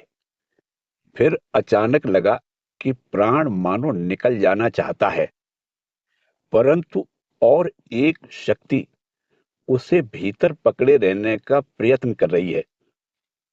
देखा कि प्राण तथा उस शक्ति के बीच संघर्ष चल रहा है। कुछ देर बाद प्राण विजयी होकर उत्क्रमण करने ही जा रहा था। उसी समय देखा कि स्वामी जी आकर कह रहे हैं, हरि भाई, अभी कहाँ जा रहे हो? अब भी तो समय नहीं हुआ है। इसके साथ ही भीतर की पराभूत शक्ति का तेज मानो बहुत बढ़ गया और उसने निकलते हुए प्राण को एक झटके से खींचकर अपने स्थान पर बैठा दिया। उसके बाद मेरी बाह्य चेतना लौट आई और मैंने आंखें खोलते हुए कहा, इस बार जाना नहीं हुआ। 5-6 महीने पुरी धाम में बिताने के बाद हरि महाराज ब्रह्मानंद जी तथा शारदानंद जी के साथ 10 नवंबर को कलकत्ता आए और उद्बोधन में ठहरे।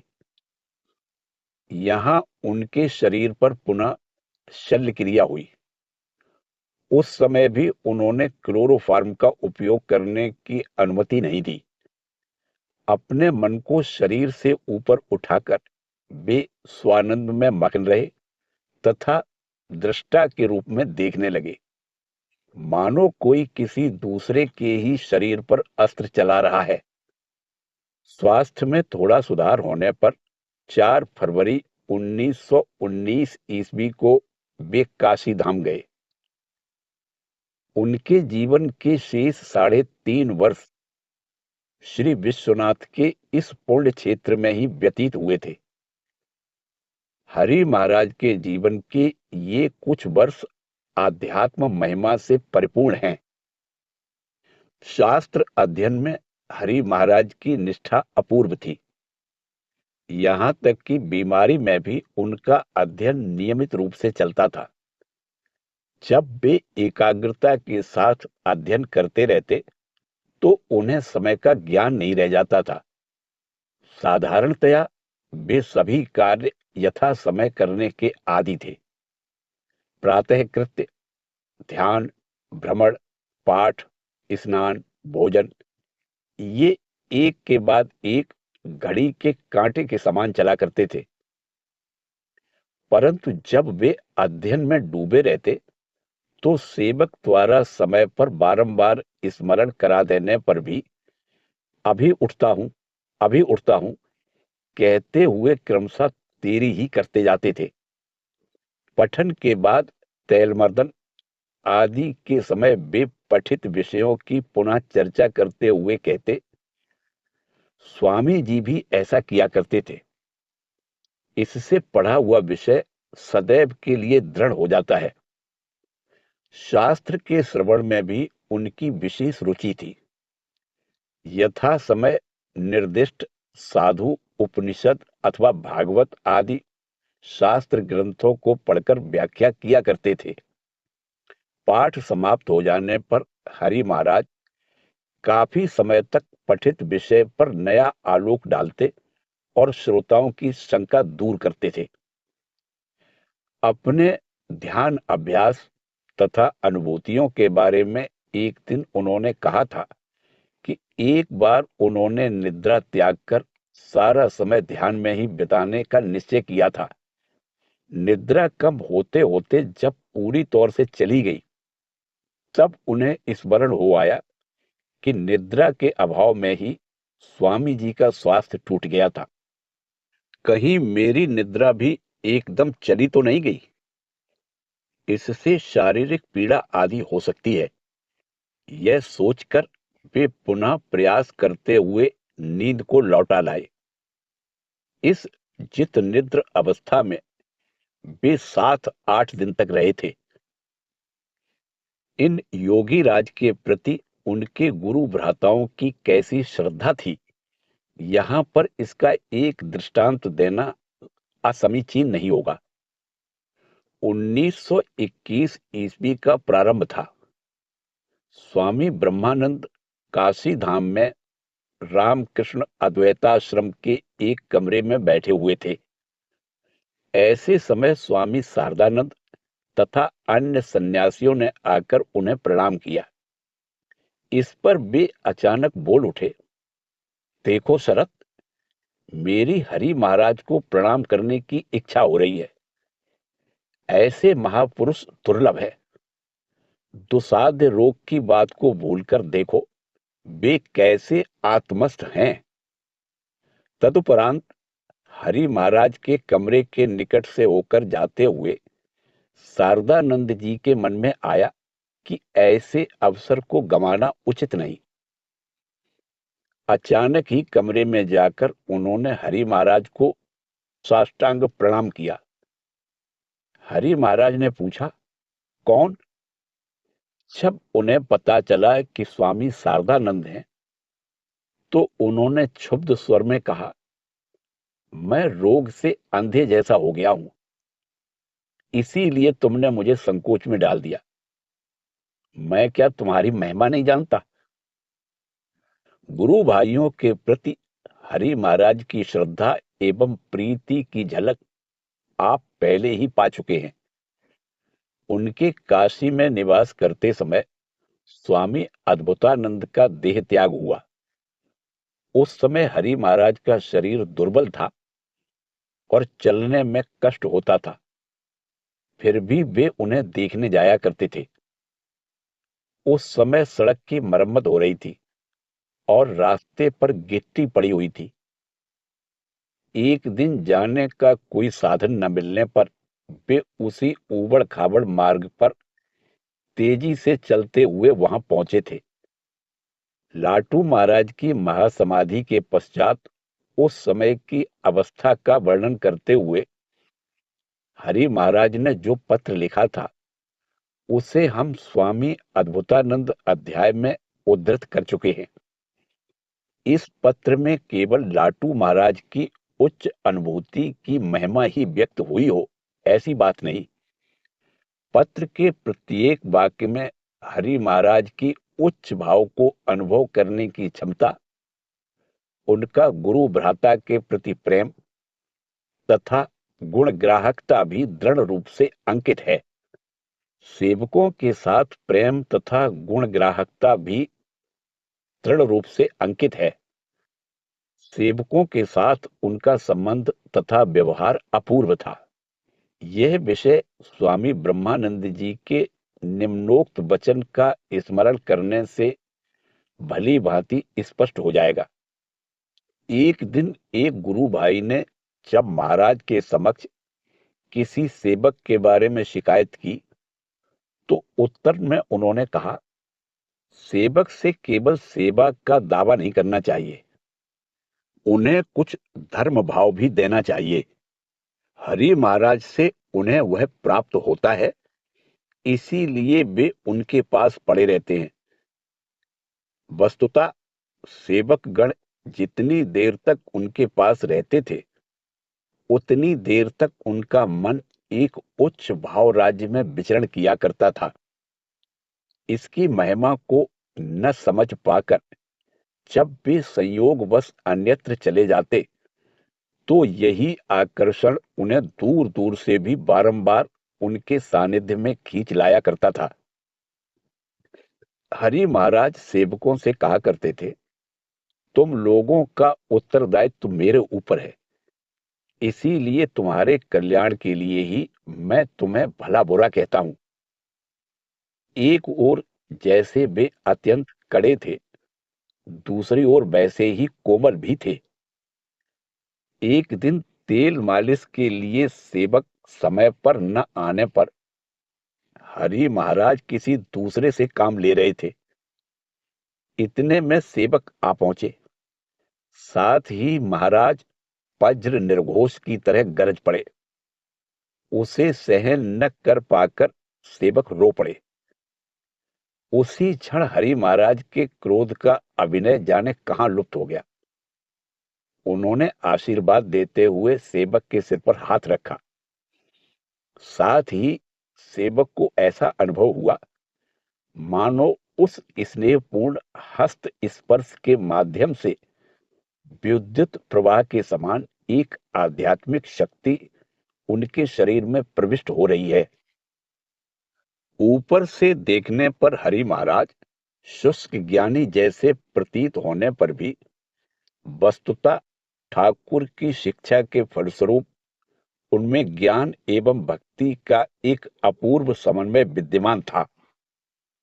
शरीर के दुर्बल होने पर भी वे लंबा रास्ता पैदल ही तय करते हुए गंगा तट पर उपस्थित होते तथा बहुत देर तक गंगा दर्शन किया करते थे।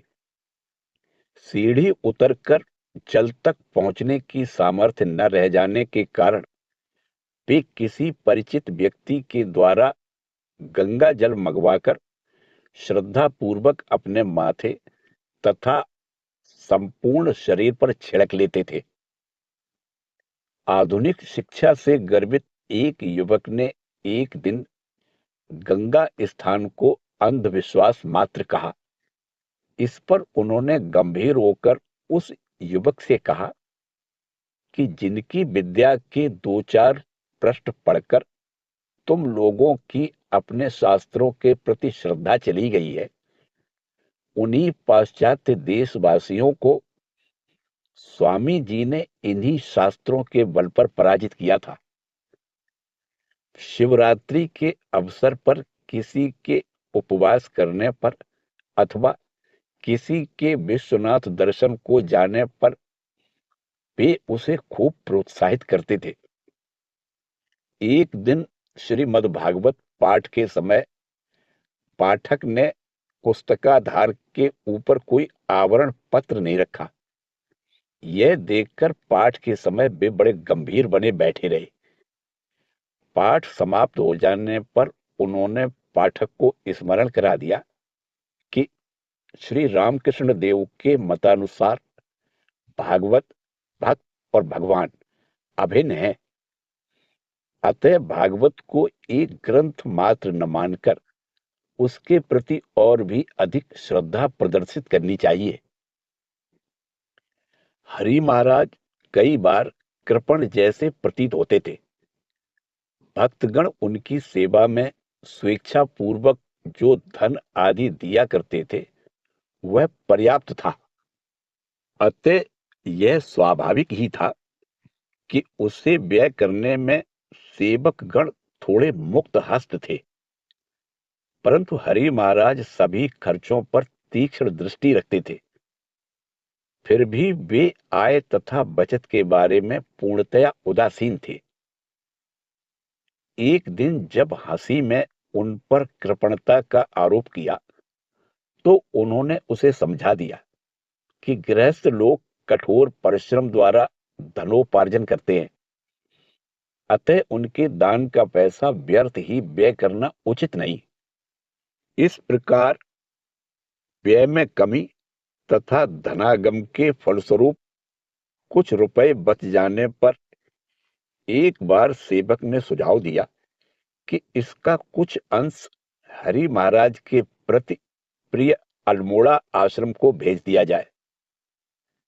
पर उन्होंने तुरंत ही मना करते हुए कहा कि वे रुपए उनके नाम जमा रहने पर भी उनके अपने नहीं है।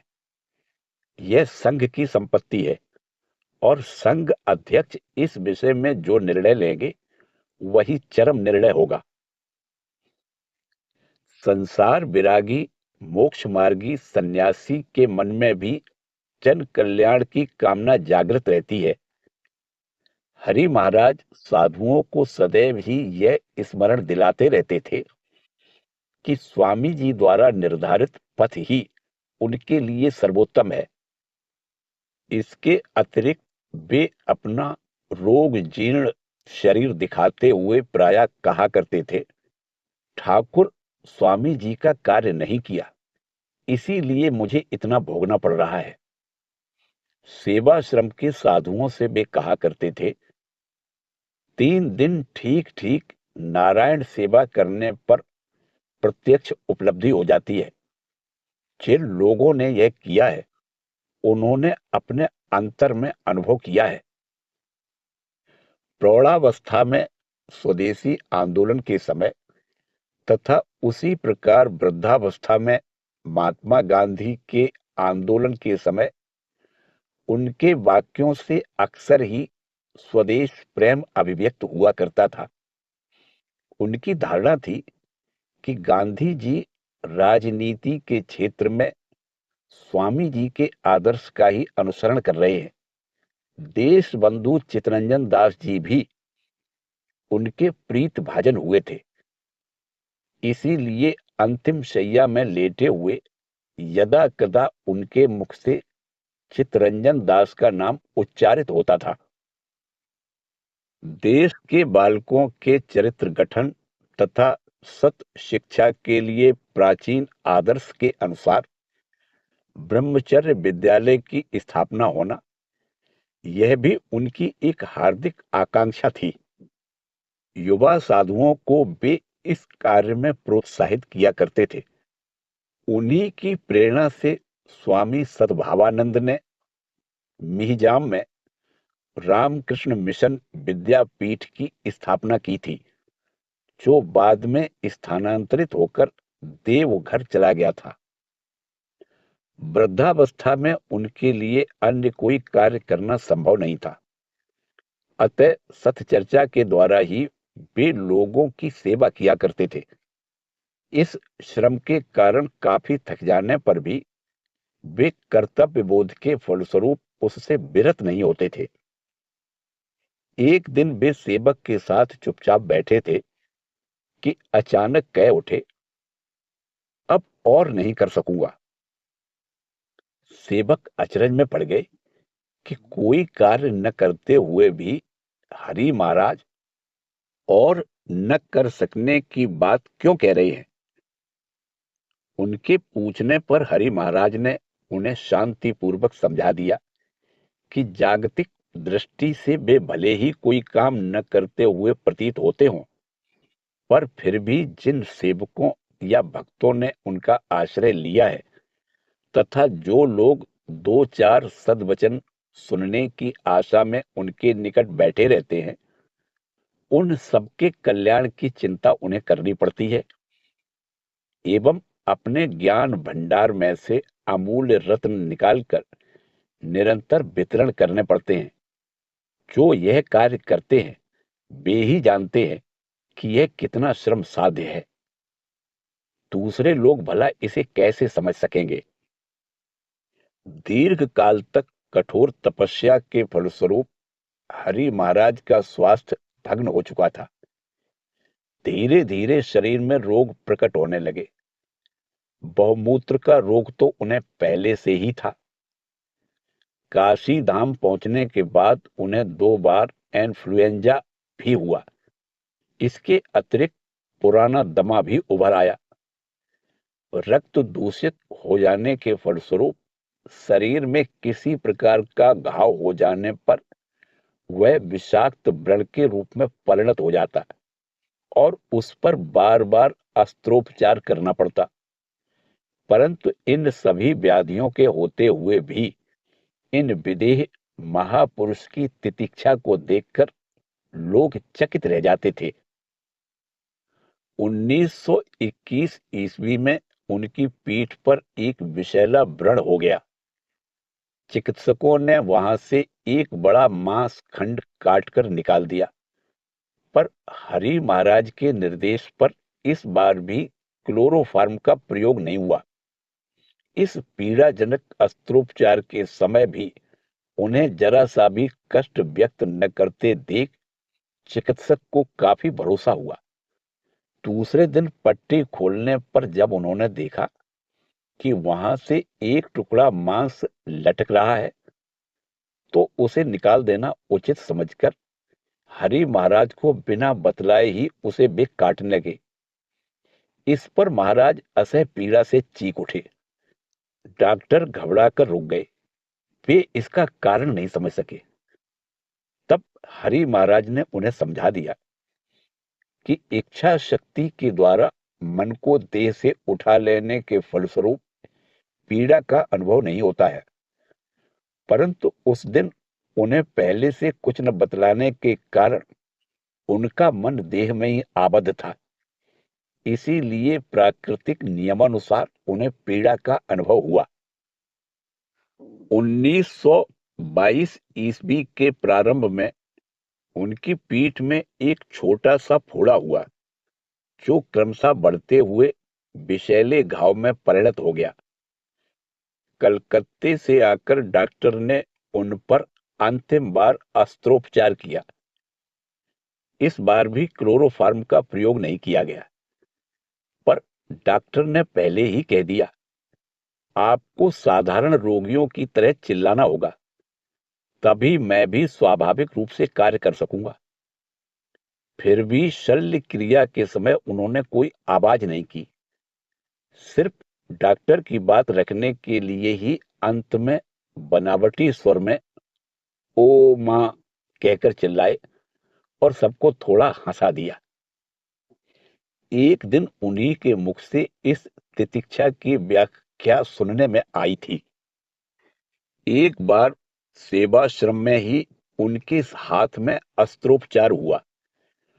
उस समय उनमें पीड़ा का कोई चिन्ह न देखकर दूसरे दिन स्वामी निर्वेदानंद ने उनसे इस संबंध में पूछा। उत्तर में हरि महाराज ने कहा, देखो, मन का स्वभाव छोटे बच्चे जैसा है। उसे पकड़े रखने पर वह लगातार छोड़ो छोड़ो कहता रहता है। इसीलिए उसे एक बार थोड़ा छोड़ दिया था, परंतु तब भी डॉक्टर का काम पूरा नहीं हुआ था। यह देखकर फिर पकड़ दिया। फिर क्षण भर मौन रहने के बाद उन्होंने अकस्मात अपनी अपूर्व पद्धति से गीता के इस श्लोक की आवृत्ति की। यस्मिन् स्थितो न दुखेन गुरुणापि विचाल्यते, अर्थात जिसमें स्थित होकर योगी बड़े से बड़े दुख में भी विचलित नहीं होता। और इसके साथ ही कहा, भाष्यकार शंकराचार्य जी ने इस पर कहा है, शास्त्र संपात जनितेनापि दुखेन न विचाल्यते, अर्थात शस्त्र के आघात से उत्पन्न दुख से भी विचलित नहीं होता। इस प्रकार प्रथम व्याख्या में उन्होंने यौगिक प्रत्याहार सिद्धि का उल्लेख किया तथा दूसरी में स्थित प्रज्ञ महापुरुष का स्वरूप बताया। महासमाधि के एक दो दिन पूर्व आबाल सन्यासी स्वामी तुरायानंद ने सेवक से पूछा, मेरा कौपीन और कमंडल कहाँ है? वह सब सुरक्षित रखा है। सुनकर कहा, मैं साधु हूं, पेड़ के नीचे रहूंगा, भिक्षा मांगकर खाऊंगा। यहां क्या है? मैं अभी कहां हूं?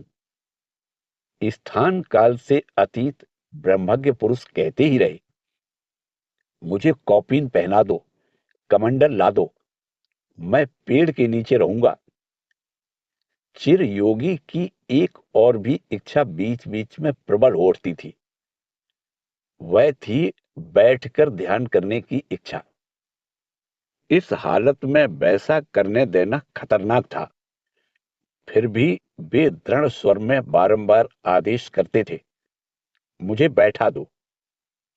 उनके आदेश की उपेक्षा करने में असमर्थ हो यदि कोई उन्हें बैठाकर उनके दुर्बल शरीर को पकड़े रहता तो वे कहते, छोड़ दो, छोड़ दो, शरीर पर हाथ न लगाओ। देह त्याग के एक सप्ताह पूर्व ही उन्होंने कह रखा था, और 5-6 दिन खूब आनंद कर लो। पूर्व रात्रि के अंत में उन्होंने पुनः कहा, कल अंतिम दिन है, कल अंतिम दिन है। अंतिम दिन आ पहुंचा। प्रातः काल स्वामी अखंडानंद के साथ स्वाभाविक रूप से सत्चर्चा हुई। तदुपरांत ज्यों-ज्यों संधि क्षण समीप आने लगा, त्यों-त्यों वे माया मुक्त महापुरुष प्रियजनों के अंतिम बंधनों को छिन्न भिन्न करने के उद्देश्य से सभी से कहने लगे, तुम लोग मुझे छोड़ दो, मैं निश्चिंत हो सकूं। इसी प्रकार सबसे विदा लेकर उन्होंने कहा, तो फिर चलूं, तो फिर चलूं। महाप्रयाण के दिन उन्होंने भोजन लेना अस्वीकार कर दिया। अंतिम मुहूर्त के पूर्व केवल चरणामृत का पान किया। इसके बाद बैठा देने के लिए कहा, परंतु किसी को भी वैसा करने का साहस नहीं हुआ। यह देखकर उन्होंने खेद प्रकट करते हुए कहा, सभी नासमझ हैं, कोई समझ नहीं रहा। शरीर जा रहा है, प्राण निकल रहे हैं, इस पर भी सबको निश्चल देख विवश होकर उन्होंने पैर खींचकर सीधा कर देने तथा प्रणाम करने के निमित्त दोनों हाथ पकड़कर उठाए रखने को कहा। फिर हाथ जोड़कर कहा, जय गुरुदेव, जय गुरुदेव, जय रामकृष्ण, जय रामकृष्ण। बोलो, बोलो, वे सत्य स्वरूप हैं, ज्ञान स्वरूप हैं। स्वामी अखंडानंद ने उपनिषद मंत्र का उच्चारण किया, सत्यम ज्ञानमनंतम ब्रह्म। हरि महाराज ने उसे दोहराया और कहा, ब्रह्म सत्य, जगत सत्य, सब सत्य, सत्य में प्राण प्रतिष्ठित है। धीरे धीरे वाचा शांत हो गई। अंत शैया पर लेटे महापुरुष ने प्रफुल्लित कमल सदृश अपने दोनों नेत्र खोलकर श्री रामकृष्ण लीला भूमि के दर्शन करते हुए 21 जुलाई शुक्रवार को संध्या 6:45 पर इस मायामय संसार से विदा ली। सारी रात भजन कीर्तन में बीती। दूसरे दिन प्रातःकाल उनकी पुनीत देह को पुष्प मालाओं से सजाकर मणिकर्णिका घाट के जाह्नवी जल में विसर्जित किया गया। इसी के साथ श्री रामकृष्ण देव के अंतरंग ब्रह्मज्ञ शिष्य हरि महाराज का जीवन परिचय समाप्त होता है। जय ठाकुर, जय मां।